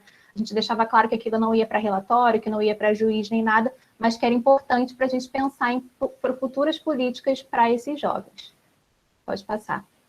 E aí aqui são os blocos de perguntas, né? A gente dividiu as perguntas de maneiras temáticas, então eram 8 temas, 8 eixos, perfil socioeconômico, convivência familiar e comunitária, especificidade do território, escola e trajetória escolar, profissionalização e trabalho, percepções de diferentes instituições, né, de família, escola, próprio DEGASE, a polícia, violência e vulnerabilidade, e questões em torno do ato infracional. Pode ir. Ao total, foram mais de 300 horas de entrevista, né, mais de 100 mil perguntas, né, se a gente for contar todos os questionários aplicados, 30 dias de aplicação, 9 pesquisadores envolvidos diretamente nessa pesquisa, 3 pesquisadores colaboradores e 83 pessoas mobilizadas diretamente entre agentes, técnicos, diretores, assessores, diretores de escola, pesquisadores, diretores das unidades. Então, como eu falei, assim, foi uma mobilização muito grande, né? Talvez alguns de vocês até lembrem na época, não sei se alguém aqui já estava presente nessa época. Então, a gente fez uma mobilização para falar da importância da pesquisa mesmo, né? Até porque a pesquisa também foi encomendada pelo DEGASE, foi uma parceria entre DEGASE e UF, então para que todas as pessoas que participariam diretamente dessa pesquisa, desde o agente socioeducativo que fosse retirar o adolescente do alojamento, até o diretor da escola, o diretor da unidade, para que todos fossem realmente mobilizados, já tiveram reuniões com essas pessoas anteriormente, a aplicação do questionário, da efetividade da pesquisa em si, para mesmo a importância dessa pesquisa para todos que trabalham ali, principalmente para os adolescentes. Essas unidades que foram aplicadas, né, foram aplicadas em todas as unidades de internação naquela época, né, algumas já mudaram, acho que o ESI já não é mais internação, enfim, mas naquela época foram essas unidades que a gente aplicou. Pode passar. E aqui agora eu vou trazer um pouco dos dados gerais e depois entro nos dados da escolarização propriamente dita, né? A idade dos adolescentes, a maioria deles tem entre 16, 17 e 18 anos, predominantemente pretos e pardos, né? Algo que já se repete em várias outras pesquisas, né? Esses dados de 15 a 17 anos, pretos e pardos, predominantemente também do sexo masculino. Pode passar para o próximo slide. 97% meninos e apenas 2,6% meninas, né? Então, até hoje, nós temos uma unidade socioeducativa para meninas, e, em contrapartida, nós temos várias outras para meninos, que o quantitativo deles é muito maior, né? Bom, um dado que chamou a atenção foi que dos 307 jovens entrevistados, 212 tinham entre 15 e 17 anos, né, o que corresponde praticamente a 70% de sujeitos nessa faixa etária. Então, por isso, para a minha pesquisa de mestrado, para a minha dissertação, eu escolhi trabalhar com esses jovens de 15 a 17 anos. Né? Primeiro que eles é uma idade muito recorrente no sistema socioeducativo, e foram jovens também que ficaram longe de políticas públicas de acesso à escola durante muito tempo. Né? Até 2009, a idade obrigatória para se estudar era de 6 aos 14 anos. Então, só com a Emenda Constitucional 59 de 2009 é que a idade obrigatória ela é expandida, passa dos 4 aos 17 anos. Então, durante muito tempo, esses jovens ficaram sem destino na educação pública, ficaram sem destino nas políticas públicas, e, consequentemente, o que a gente vê é que muitos desses jovens cometem atos infracionais e acabam indo parar no sistema socioeducativo, dada essa falta de políticas públicas específicas para essa faixa etária. Bom, esse aqui os dados da escolarização já, ano escolar em que eles estavam, né, a gente vê que grande parte dele, né, mais de 40%, estão entre o 6º e o 7º ano. Ali no ensino médio também nós temos um ganho, né, temos um total de aproximadamente 14,62%, se não me engano, no ensino médio. Pode passar para o próximo slide. E o que a gente percebe é que esses adolescentes, eles estão, diferentemente de discursos de senso comum ou de pesquisas anteriores, eles estão mais frequentes no ensino médio. Por exemplo, o Plano Decenal Socioeducativo de 2015 mostrava apenas 5% de jovens no ensino médio. Levando em consideração que a maioria deles tem entre ali 15 e 17, né, 16 a 18 anos, eles deveriam estar no ensino médio, só que muitos deles ainda estão em defasagem escolar, principalmente naquela série do 6º ano e 7º ano. Então, isso desmistifica um pouco do discurso do senso comum, que eles são pouco escolarizados, porque, de fato, a escolaridade desses adolescentes vem aumentando durante os anos. Só que também é um dado criticável se a gente pensar que, mesmo eles estando mais escolarizados, essa escolarização, ou seja, a escola não tem sido suficiente para manter esses jovens afastados do cometimento de ato infracional. Então, mesmo eles estando mais escolarizados, eles ainda ingressam no sistema socioeducativo. Então, é um dado ao mesmo tempo que a gente fala, nossa, ok, que bom que eles estão sendo, né, mais escolarizados, né? Se a gente pensar de 2015 para 2016 é apenas um ano, e a gente já sai de 5% para 14%, mas ao mesmo tempo eles ainda estão ingressando no sistema. Pode passar para o próximo. Isso aqui é a idade que os jovens que cumprem medida socioeducativa começaram a estudar. A gente percebe aqui que 35% começou a estudar antes dos 5 anos e 25% com 5 anos. Ou seja, uma média aí de 60% dos jovens que começaram a estudar até os 5 anos de idade. Então, assim, esse dado ele pode parecer um pouco surpreendente, né? Mas, ao mesmo tempo, a gente precisa pensar que esses jovens são frutos das políticas públicas da década de 90. Esses jovens que tinham naquela época entre 12 e 21 anos, são frutos exatamente da Constituição Federal de 88, que possibilita o maior acesso à escola, né, do Plano Nacional de Educação também, que foi realizado após a Conferência Mundial de Educação, realizada em Jomtien na década de 90 também. Então, pode passar para o próximo slide. Então, todos esses jovens são frutos dessas políticas públicas que na década de 90, entre 90 e 2000, né, a própria Emenda Constitucional de 2009, que possibilitou o acesso à escola desses jovens. Então, realmente, os jovens, as crianças conseguem entrar na escola, que são os jovens de hoje, mas eles não conseguem permanecer na escola. Então, o Estado garante a entrada, garante o acesso de crianças na escola, mas o Estado não consegue fazer políticas de permanência para esses jovens na escola, principalmente para os jovens de 15 a 17 anos. Eu vou mostrar dados mais à frente também, mostrando o quanto eles estão em defasagem escolar e o quanto eles abandonam também a escola. E eu trago um dado do BGE, agora recentemente, de 2020, que nos últimos anos o acesso à educação infantil ele vem aumentando, né? Nos últimos 15 anos a taxa de escolarização de crianças de 0 a 3 anos subiu de 13% para 35%, e de 4 a 5 anos subiu de 61% para 92%. Né? Se a gente for pegar toda a educação infantil aí de 0 até os 5 anos, a gente tem uma taxa de quase 98%, 99%. Então, a educação infantil a gente quase que conseguiu universalizar, né? Nós temos altos dados, mas em contrapartida, o ensino médio, a gente tem dados cada vez menores de jovens que conseguem se manter no ensino médio. Pode passar para o próximo.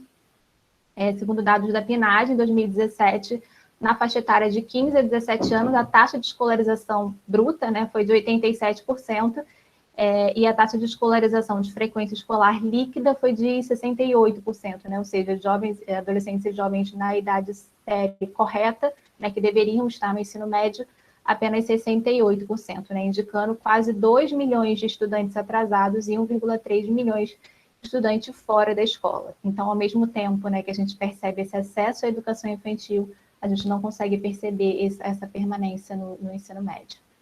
Pode passar.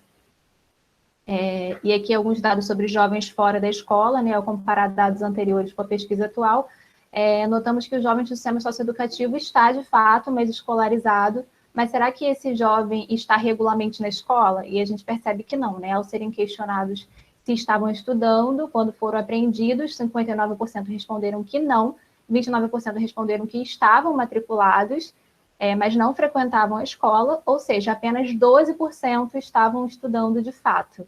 Né? Isso é um dado que vocês também, como professores, né, até o Cristiano trouxe aqui, percebe que isso acontece, né? Às vezes o adolescente chega no sistema e ele está fora da escola há muito tempo. Né? E aí, logo depois, pode passar. Tenho dados sobre quanto tempo eles estão fora da escola. Então, aqui tem 43% está há mais de um ano fora da escola. Passa para o próximo slide, porque eu acho que no próximo eu trago. Não trago os dados certos, mas enfim. Porque está meio pequeno ali para enxergar, mas 43% desses jovens estão fora da escola. E... pode passar, pode deixar, pode passar. E, enfim, né? E os dados de fora da escola são mais de 40% que estão fora da escola há mais de um ano. Então, a gente percebe, a gente começa a pensar, né? O porquê de tantos jovens fora da escola, né? O que a escola tem oferecido e deixado de oferecer a esses jovens para eles estarem fora do ambiente escolar, né? Que tipo de escola temos hoje que mantém esses jovens fora dela, né? Mantém esses jovens fora dos bancos escolares, né? São reflexões mesmo que eu trago para que a gente possa pensar, né? Os colegas já até trouxeram algumas dicas aqui, né? O que a escola tem oferecido, o que nós, enquanto professores, temos feito para conseguir deixar esse jovem na escola, para que ele não evada da escola, né? Porque os índices de evasão, os índices de repetência são muito grandes, né? E às vezes esses jovens repetem e acabam evadindo da escola, ou eles acabam não vendo mais sentido em estar na escola e acabam evadindo da escola. Então, o que nós, né? Qual é o nosso papel enquanto professor também para que a gente possa manter esses jovens e diminuir esses dados tão altos de evasão escolar? Pode passar para o próximo. Aí aqui eu trago os principais motivos que eles disseram, que eles justificaram para não estarem estudando. Né? Não gostar de estudar, 30%, seguido de ser expulso da escola, 14%, trabalhar e não conseguir conjugar as atividades, 12%, e problemas na escola, 10%, e entrada na vida do crime, 8%. Bom, se a gente somar a expulsão com problemas na escola, chegamos a 24%, né? Então, seria a escola um problema ou um jovem um problema para a escola, né? Quando o jovem fala, problemas na escola, que tipo de problemas esse jovem está falando, né? E quando ele fala de não gostar de estudar, que é um número bastante alto também, o que ele não gosta na escola? Ele não gosta de estudar, ele não gosta de alguma matéria, ele não gosta do professor, né? Ele não gosta do ambiente, né? Assim, essa pesquisa, ela foi uma pesquisa quantitativa. Então, alguns dados a gente não conseguiu se aprofundar neles, a gente não conseguia chegar para aquele adolescente, para aquele jovem, perguntar de fato o que significava aquele não gostar de estudar, de fato o que significava aquele problema na escola, que tipo de problemas ele teve na escola para ele não estar mais nela. Então, por isso que alguns dados é mais para a gente trazer para reflexão mesmo, né? Com essa pesquisa que a gente está fazendo atualmente, né, que a Lívia, a Rimena e a Bianca falaram, por ser uma pesquisa qualitativa, a gente consegue ter dados mais sensíveis, né? Ter uma escuta mais sensível com esses adolescentes e jovens, o que nessa pesquisa mais quantitativa acaba a gente não conseguindo muito ter essa escuta, apesar de ouvi-los muito, apesar de eles trazerem muitas informações interessantes para que a gente possa analisar alguns dados, a gente não consegue se aprofundar, algumas respostas a gente acaba não conseguindo se aprofundar. mas pode passar. Aqui, quantas vezes os jovens já reprovaram, né? A gente percebe que 34% já reprovaram 3 vezes ou mais, 32% 2 vezes ou mais, 19% uma vez e 15% nunca. Então, mais uma vez, são dados bastante significativos, né? 35%, 34% desses jovens já reprovaram, né? Já reprovaram pelo menos uma vez, 3 vezes ou mais. Então, são dados bastante significativos também para a gente pensar também nos índices de evasão, né? Pode passar para o próximo slide. Esses jovens, eles acabam repetindo muitas vezes, a escola acaba perdendo o sentido, né, de estar ali, eles acabam evadindo. E é importante destacar aqui também que alguns jovens afirmaram nunca ter repetido porque eles abandonaram a escola. Ou seja, talvez se eles não tivessem abandonado, os índices seriam maiores ainda, né? Porque como a gente pode observar, o número de evasões e repetências é significante. Como hipótese, esses jovens evadem por repetirem diversas vezes e cada vez mais a escola e os conteúdos vão perdendo seu sentido no cotidiano, né? Porque a gente percebeu que grande parte daqueles jovens estão no 5º e no 6º ano, com 17 anos, né? Isso numa escola extramuro, numa escola regular, ele acaba não vendo mais sentido em estar ali, né? Com crianças ali, eles já adolescentes e retidos naquela mesma série durante várias vezes, às vezes 3 vezes, e aquilo vai perdendo sentido para ele, ele acaba abandonando a escola. Pode passar para o próximo. Bom, motivos que os jovens que cumprem medida de internação reprovam, né? O principal deles foi falta, 22%, seguido por não gostar de estudar, então nós temos não gostar de estudar aí mais uma vez, né, bagunça em sala de aula e não entendia as matérias. E essa foi uma pergunta que ela podia ser feita, ela podia ter mais de uma resposta. Então, ele podia falar faltas, combinado com não gostar de estudar, combinado com bagunça em sala de aula. Se a gente analisar essas perguntas de maneira individual, quantas vezes individualmente cada uma dessas respostas apareceu, o número de faltas chega a 66%, a justificativa de faltas chega a 66%, e o bagunça em sala de aula chega a 47%. Então, se a gente analisar individualmente cada uma dessas respostas, ela é maior ainda, né? E nós temos um número de faltas muito grande, né? O que leva à reprovação, o que leva à evasão, o que leva muitas vezes à expulsão desses alunos. Bagunça em sala de aula também acaba levando à expulsão desses alunos, né? E a gente começa a pensar também que, às vezes, a expulsão é uma saída, uma maneira encontrada pela escola de se livrar daquele aluno, né? A escola não sabe lidar com aquele aluno, muitas vezes já vem com preconceitos imbricados também com aquele aluno, acaba não sabendo lidar e esses alunos acabam sendo expulsos. E muito pouco provável que ele volte para a escola depois de uma expulsão. Então, mais uma vez, a gente pensar no nosso papel enquanto professor, né, de querer que esses alunos estejam completamente disciplinados, com seus corpos controlados, levando em consideração que são adolescentes, que são jovens, que são costumeiramente livres, e quando a gente não sabe lidar, quando a escola não sabe lidar com essa bagunça, quando a escola não sabe lidar com essa indisciplina desses corpos, acabam expulsando esses alunos da escola e eles acabam fazendo parte aí de altos índices de violência e criminalidade. Não estou falando que a escola é responsável por tudo, que os professores são responsáveis ou culpados por isso, mas a gente pensar e refletir mesmo sobre o papel da escola, sobre o nosso papel enquanto professor. Pode passar para o próximo. Motivos que os alunos cumprem medida socioeducativa continuarem estudando, né? Por que eles continuam na escola? Quando a gente perguntou, o que faz vocês continuarem na escola? O que faria vocês voltarem para a escola? Né? E o principal motivo que eles alegam é melhorar as chances de ter um bom trabalho, tá? Aqui em 48%, mais ou menos. E aí é aquilo que a gente estava falando aqui antes, né, que a Beatriz trouxe, que o Cristiano trouxe. A escola, ainda se tem um discurso do senso comum que a escola é importante para você estar, que a escola que vai fazer você transformar a sua vida, né, que a escola vai fazer você ter melhores condições de trabalho, né, que foi a primeira opção que eles trouxeram. Depois eles trouxeram vontade de conhecer coisas novas, ter um diploma, ter apoio dos colegas e familiares e desejo de entrar na universidade, né? Aparece como última opção. né? A gente sabe que esses jovens, infelizmente, eles não têm muito esse estímulo, nem esse desejo de entrar na universidade devido às condições de vida dele, devido a tantas dificuldades que eles passam. Então, o principal motivo que eles atribuem é realmente melhorar as condições deles de ter um bom trabalho. E aí, no próximo slide, eu trago uma fala da escritora Charlot, que ela fala: a maioria dos jovens de famílias populares está mobilizada em relação à escola, para ter uma boa profissão, uma boa vida, um bom futuro, para que os pais se orgulhem. Observa-se o quão esses jovens acreditam que a escola é uma potencial influenciadora de um futuro melhor. Então, ainda se tem muito esse discurso, né? A gente sabe que, de fato, a gente precisa estimular o estudo, apesar da escola hoje ter tanta concorrência, né? Em relação a ter uma vida melhor, né? Muitos deles podem falar, mas não é a escola que necessariamente vai me fazer ter uma vida melhor, né? A gente pode conseguir ganhar até mais dinheiro com outras coisas, né? Como o professor trouxe. E realmente, mas ainda se tem um discurso muito forte de que é a escola que vai mudar a sua vida, né? Quando a gente perguntou para eles se eles gostam da escola, eles não gostam de estudar, mas eles gostam da escola. Mais de 90% falavam que gostavam sim da escola, que valorizavam a escola, que queriam que seus filhos estudassem.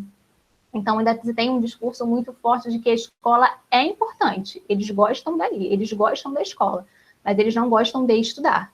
Mas, ao mesmo tempo que eles gostam da escola, eles evadem muito a escola. Ao mesmo tempo que eles gostam da escola, essa é a escola que expulsa eles. Ao mesmo tempo que eles não gostam da escola, eles têm altos índices de falta. Então, para a gente pensar também, né, o que a gente tem feito, né, o que passa na cabeça deles de que escola é essa, de que eu gosto, mas ao mesmo tempo parece que ela não é para mim. Eu gosto, mas ao mesmo tempo eu não consigo estar ali, né, eu não posso estar ali.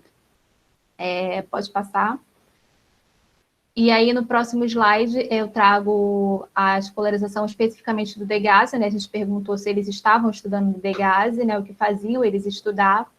E perguntamos se as escolas de Degasse, as escolas e os cursos faziam diferença na vida deles. E a grande maioria respondeu que sim, que ambos faziam diferença, 43%, e sim, apenas a escola, 26%.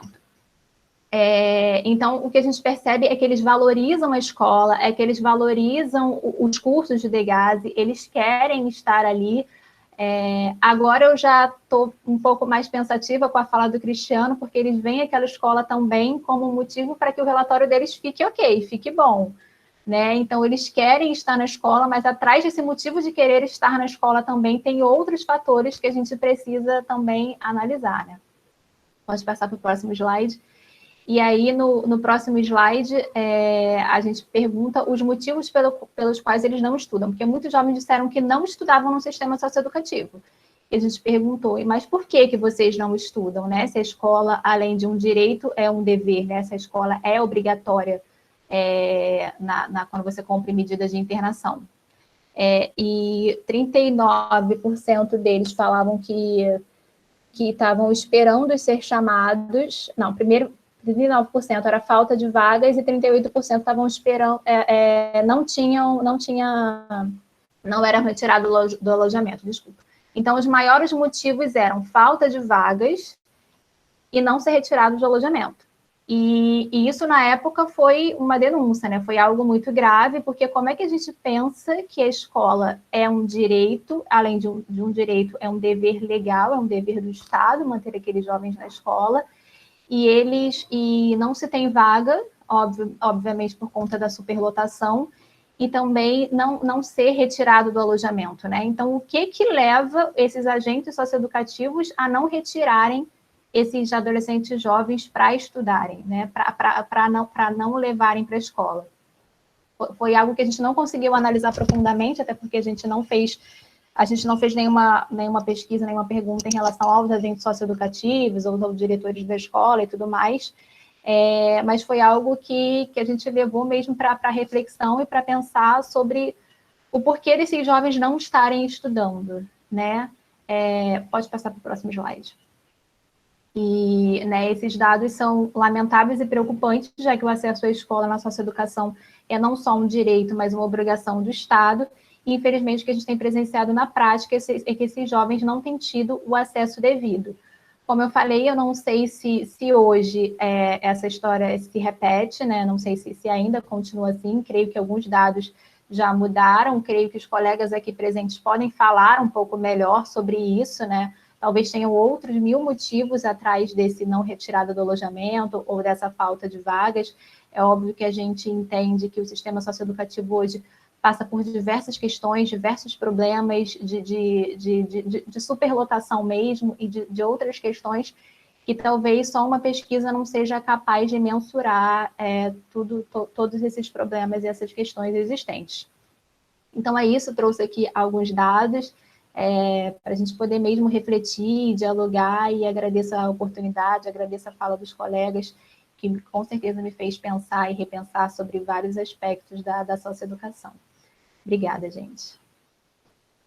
Iris, muito bom. Essa pesquisa foi uma pesquisa de fôlego, né? E eu acho que é uma grande oportunidade a gente estar aqui nesse momento. Foi bem oportuno, né? A gente acaba trazendo você antes do previsto, né? A gente estava prevendo trazer você numa segunda edição do Diálogos, mas a Sandra, infelizmente, teve problema de estar aqui conosco hoje, então a gente também enxerga como bem oportuno assim, estar nesse momento ouvindo esses dados, ainda mais porque a gente abriu essa atividade falando sobre a pesquisa que está em andamento, sobre educação também, numa perspectiva mais qualitativa, né? A quantitativa tem o seu valor, então traz dados já que a gente consegue já pensar e problematizar algumas questões. Então, realmente, assim, parabéns, né, pela sua participação nessa pesquisa, de todos os envolvidos na época, e a gente colhe frutos até hoje, né, dessa pesquisa, assim, você mesmo já apresentou esses dados várias vezes, então contribui bastante com o nosso trabalho. Então, eu vou falar menos para poder deixar mais tempo para o diálogo. Eu tenho aqui o Diego Frederico, que se inscreveu. Você aí, Diego, nos ouve? Você está aí, nos ouve? Eu ouço sim. Oi, Diego, seja bem-vindo. Então, a gente abre agora para o diálogo. Eu vou ser bem breve. Eu escutei todo mundo. O que o Cristiano falou, eu vou trazer uma experiência pessoal, particular, de trabalho. A pessoal, camarada, compartilho muito o que você falou do pessoal. Eu estou ouvindo esse trabalho de vocês com a minha filha cuidando, porque minha esposa, ela está estudando para o doutorado ali. Então, também sou formado em filosofia, faço a mesma coisa que você. Em relação à socioeducação, que ele falou também, em relação aos trabalhos, eu vejo 2 pilares muito importantes lá onde eu trabalho e trago isso para compartilhar um pouco. Primeiro é o vínculo, né? Quanto que o vínculo ressignifica muitas coisas junto com o adolescente. Isso é muito importante. E aí, para resumir, eu trago 2 relatos. Teve um adolescente que a gente conseguiu fazer com que ele entrasse na faculdade, e até um ano depois que ele saiu, ele ligava para a gente passar na dúvidas. Né? Inclusive, ele ligou para perguntar se podia tomar tal vacina, porque ele tinha se machucado no serviço e tal. E um outro adolescente que tinha passado pelo CDP, no dia que ele saiu, ele me liga para mostrar que ele tinha saído do CDP e estava carequinha. Eu acho importante que o vínculo que a gente acaba criando dentro do trabalho, de experiência que nós fazemos, quanto isso impacta na nossa relação com os meninos. E sempre que eu ouvi o professor falar, isso me lembrou muito. Até mesmo pelo fato que ele fala que a escola está muito relacionada a uma moral judiciária. É fato, a gente conversa muito com os meninos e tenta ressignificar, né? Em São Paulo, nós temos 2 pesquisas bem interessantes que trata que a escolarização na Fundação Casa dá mais significado para os meninos do que fora, e muito se dá pelo trabalho do professor. E o que traz muito nessas pesquisas, também nos atendimentos que a gente acaba vendo, é que é o seguinte: a escola aqui dentro ressignifica por quê? Ele não sofre bullying, então ele vai jogar bola, vôlei, mesmo que jogue mal, ele não é bullyingado pelos alunos. Segundo, aqui dentro, às 16, 17 alunos por sala, enquanto fora é 40 alunos. Então, o professor na fundação consegue ter um tato direto muito mais efetivo com o adolescente. Então, ele ressignifica muito a relação com a escola, ele traz muito isso. E aí, a partir desses pequenos gatilhos, você vê que ele começa a se importar de novo com a escola. Começa a querer participar mais, porque ele se vê com o professor. Uma sala com 7, 8 alunos, 10 alunos, que é uma realidade nossa aqui, a atenção do professor é muito maior. E isso é muito positivo. E aí, de certa forma, a partir dessa realidade, a gente consegue quebrar um pouquinho essa questão do dever judiciário, né? Porque começa a significar de uma outra forma. É um lugar onde ele sente que ele pode jogar, por exemplo, vôlei, e muitos já trouxeram isso, sem que ninguém zoe ele, porque é muito um número reduzido, sempre tem alguém da pedagogia, alguém da segurança, tal. E para o professor aqui, o projeto na fundação ele é diferente, tem na Fundação Caso CDP. E aí os professores também gostam muito de lecionar aqui, por quê? Porque sempre tem um segurança e um pedagógico acompanhando. E as salas são bem menores comparado tanto ao CDP quanto ao estado de fora, então o trabalho consegue ser um pouco mais qualificado nesse sentido. Aí foi só para trazer essas pequenas experiências, conforme o Cristiano foi falando, eu fui revendo muito do que a gente vivia em São Paulo também, com essa questão do dever judiciário, da experiência do vínculo, do ter a coragem de tentar, de ter esses gatilhos, que são muito importantes na relação e vínculo que a gente desenvolve com os adolescentes, e nós vemos isso com o tempo, né? O tempo que a gente passa com os adolescentes, né? Fazer um trabalho, a gente vê esse resultado, muitas vezes pós-medida. Era isso. Eu queria compartilhar. Obrigado pelo espaço. Vou voltar aqui. Obrigado. Então, Mirley Edmara também colocou algumas perguntas nos comentários. Mirley está aí, me ouve?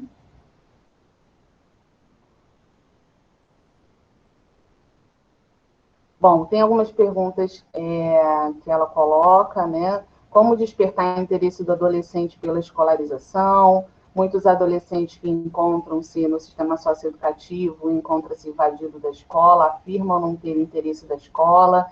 De modo geral, o adolescente afirma que a escola não lhe desperta interesse, não consegue ressignificar a relevância da educação formal para a sua vida. No meio fechado, ele acaba indo à escolarização por obrigação, dever e não interesse, prazer. Sabemos que para aprender, desenvolver, precisa de afeto. Então, Mirley Edmara traz aí as contribuições.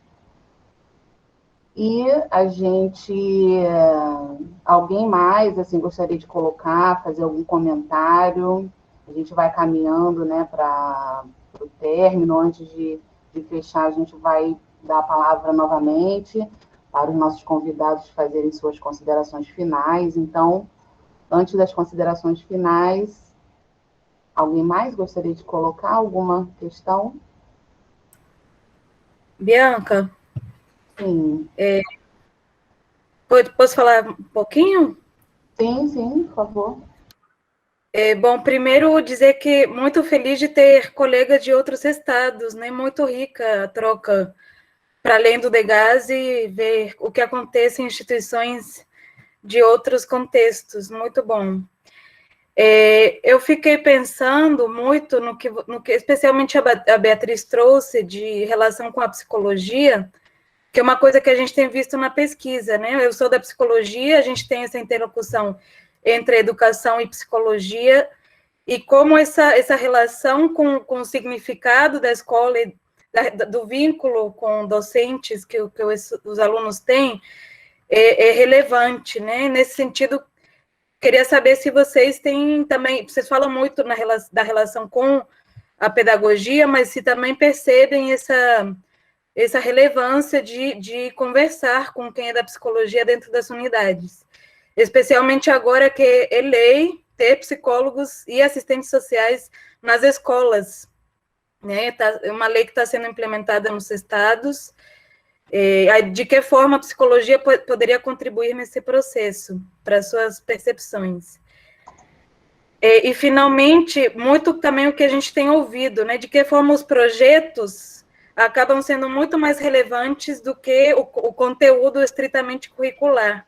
Então, de que forma esse gatilho muitas vezes vem nesse bojo de um projeto, seja o que apresentaram no início, do Lego e robótica, o projeto que a Beatriz trouxe também, de literatura.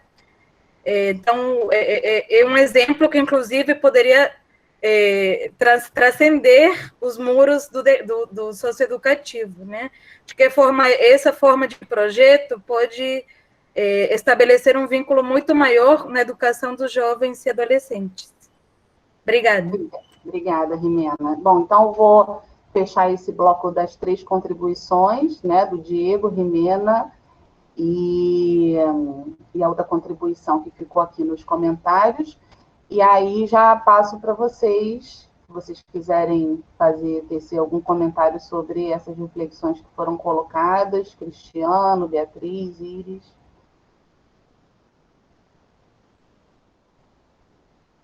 Eu vou comentar agora o que a Rimena falou sobre a questão da psicologia, né? Eu sinto um pouco de falta de ter mais próximo à escola o psicólogo. Acho que ele poderia estar mais presente na escola dentro do Degaze. Acho que fica muito uma relação distante entre os técnicos da casa e acaba que o técnico da casa, que fica mais próximo à escola, é o pedagogo. Então, é com quem a gente conversa, como se o pedagogo fosse nosso mediador com o psicólogo. Então, a gente passa para o pedagogo porque ele está ali, ele assiste ao conselho de classe, ele vem perguntar sobre o menino do bloco dele. Então, acaba que às vezes na nossa correria, né, a gente trabalha em mais de uma escola, então às vezes não consegue chegar mais cedo, nem ficar um pouco depois, ou ficar um pouco depois já não é mais horário do psicólogo, ou o nosso dia não é o do psicólogo, e como o pedagogo ele vem mais para o lado da escola, a gente acaba usando ele como intermediário, né, para levar as nossas questões até a escola. Eu tive uma questão, por exemplo, com um aluno que escreveu uma carta para mim, de amor, assim, né? Tipo, fez uma declaração e tal, queria mudar de vida ao meu lado, enfim, né? Mesmo sabendo que eu sou casada e tudo. Mostrei a carta pro meu marido e ele falou assim, minha filha, vê como é que você vai responder isso aí, para quando ele sair de lá, eu não tenho um problema.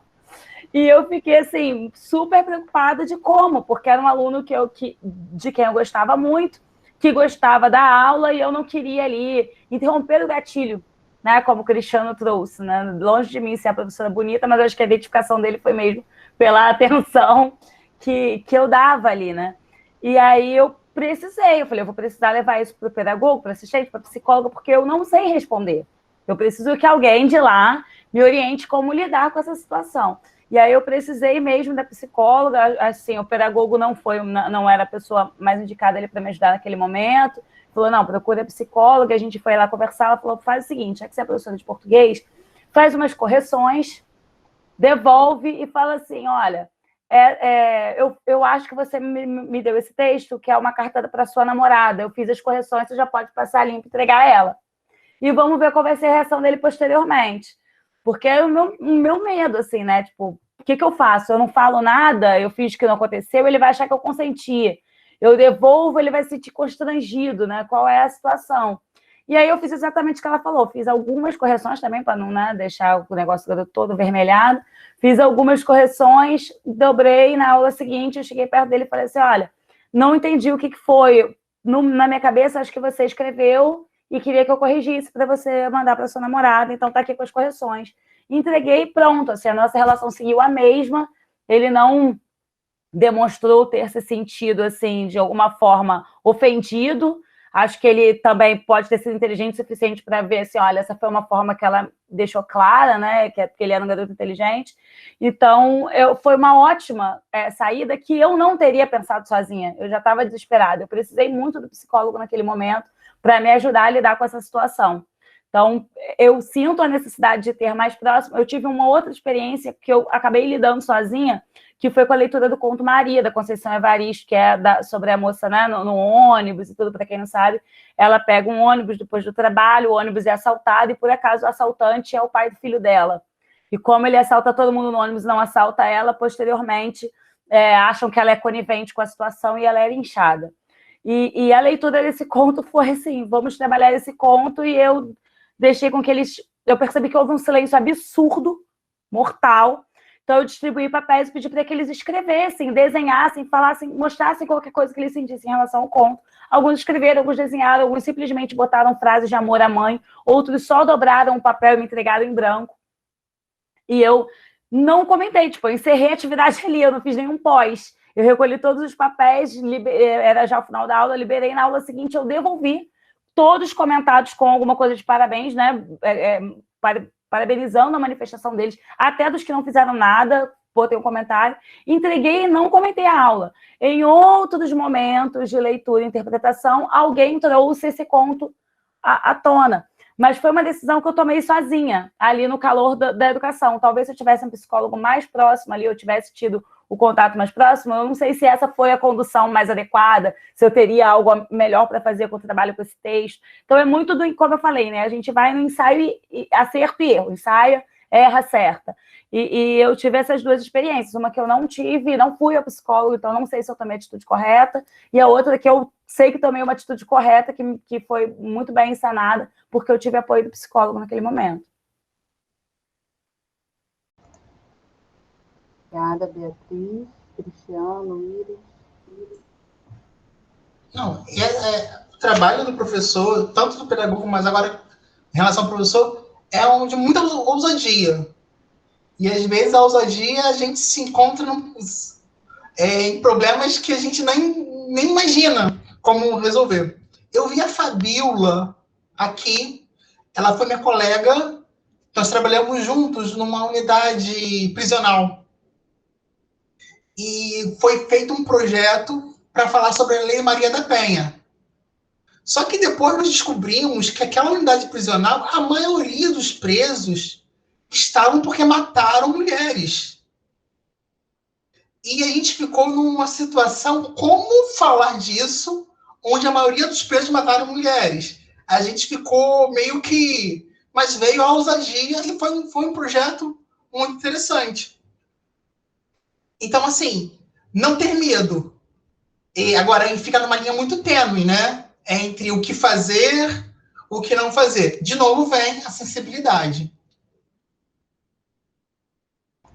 Nossa, Cristiana, essa tua experiência me fez pensar muito na justiça restaurativa, né? E isso seria pano para manga para a justiça restaurativa trabalhar esse tema junto com essas pessoas. Mas no primeiro momento deu medo. Deu, imagino. Tem um desafio, né? Um desafio que se coloca.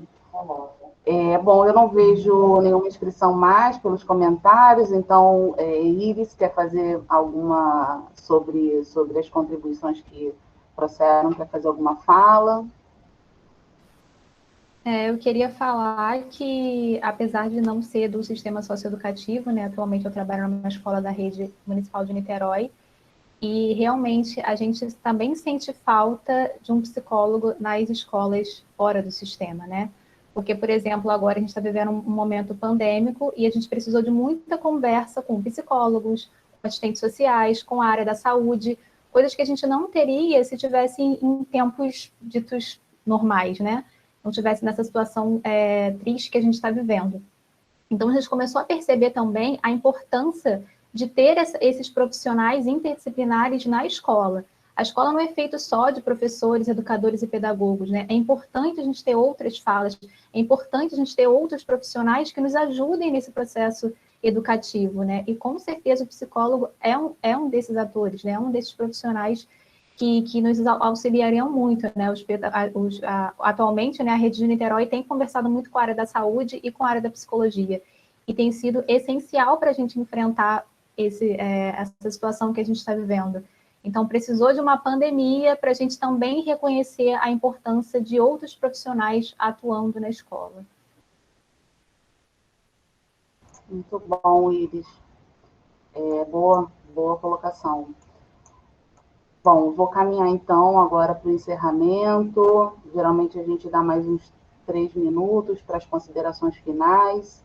Então, sintam-se à vontade para a fala final aí da nossa atividade de hoje.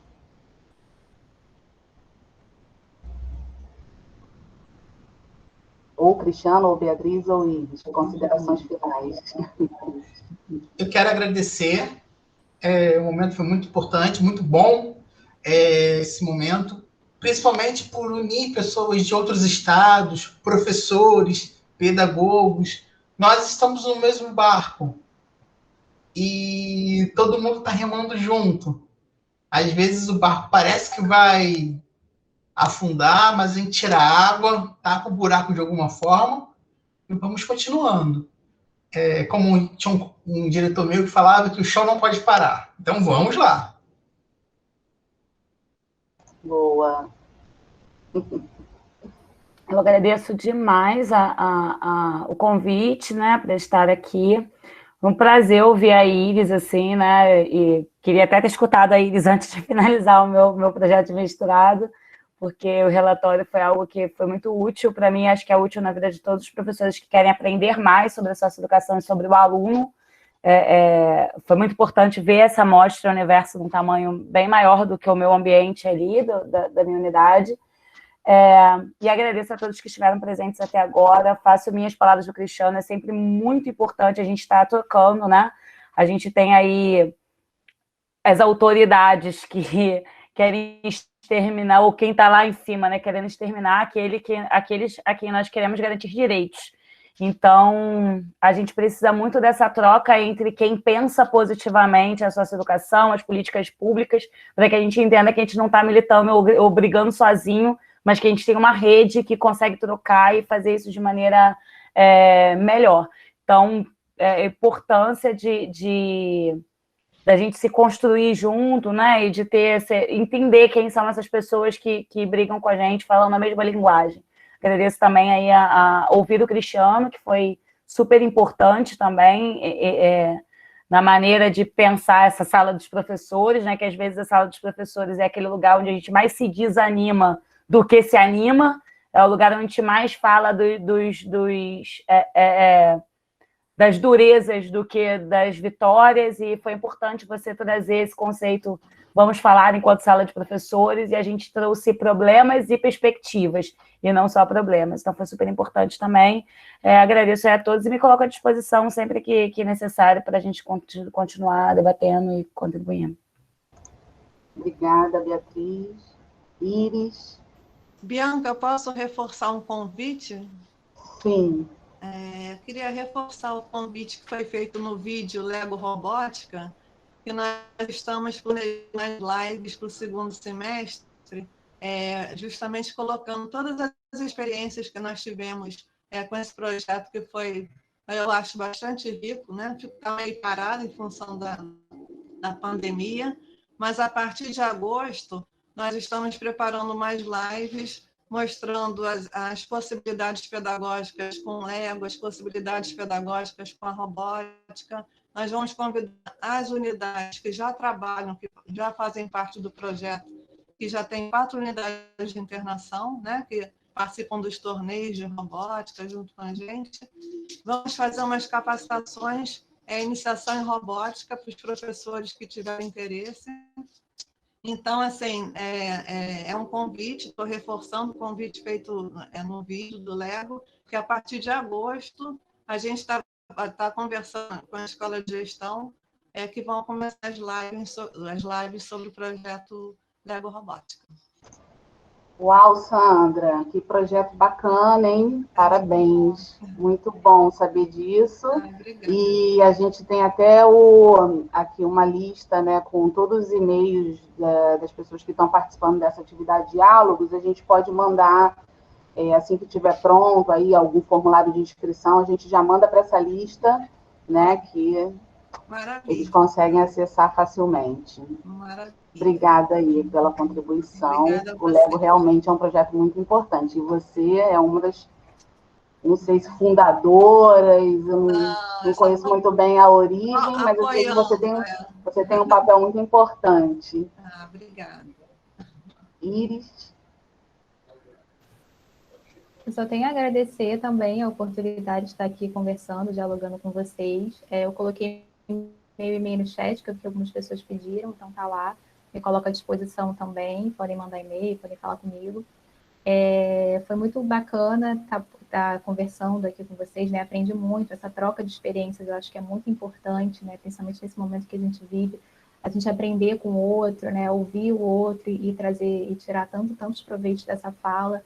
Então, agradeço a Beatriz, agradeço ao Cristiano, foi muito bacana estar aqui com vocês, foi muito legal, aprendi muito, com certeza, vou rever minha prática também, vou levar para fora daqui. E obrigada a todos, meu e-mail está disponibilizado, e é isso, vamos juntos, sigamos, porque a luta continua, né? Isso aí. Obrigada a todos vocês pela participação, aprendi muito hoje, espero que todos também. E vamos caminhando aí para o encerramento, somos pontuais, né? 12h03, então a próxima atividade vai ser a terceira roda de conversa, a programação vocês conhecem. Eu estou sempre no e-mail, qualquer dúvida que tiverem, podem me acionar. E, mais uma vez, obrigada. Foi uma manhã de muitas reflexões. Foi muito bom estar aqui com vocês. Obrigada a todos e todas. Muito obrigada mesmo, Emerson, pelo apoio aí na transmissão. Muito obrigada, viu? Até a próxima, né? Tchau, pessoal.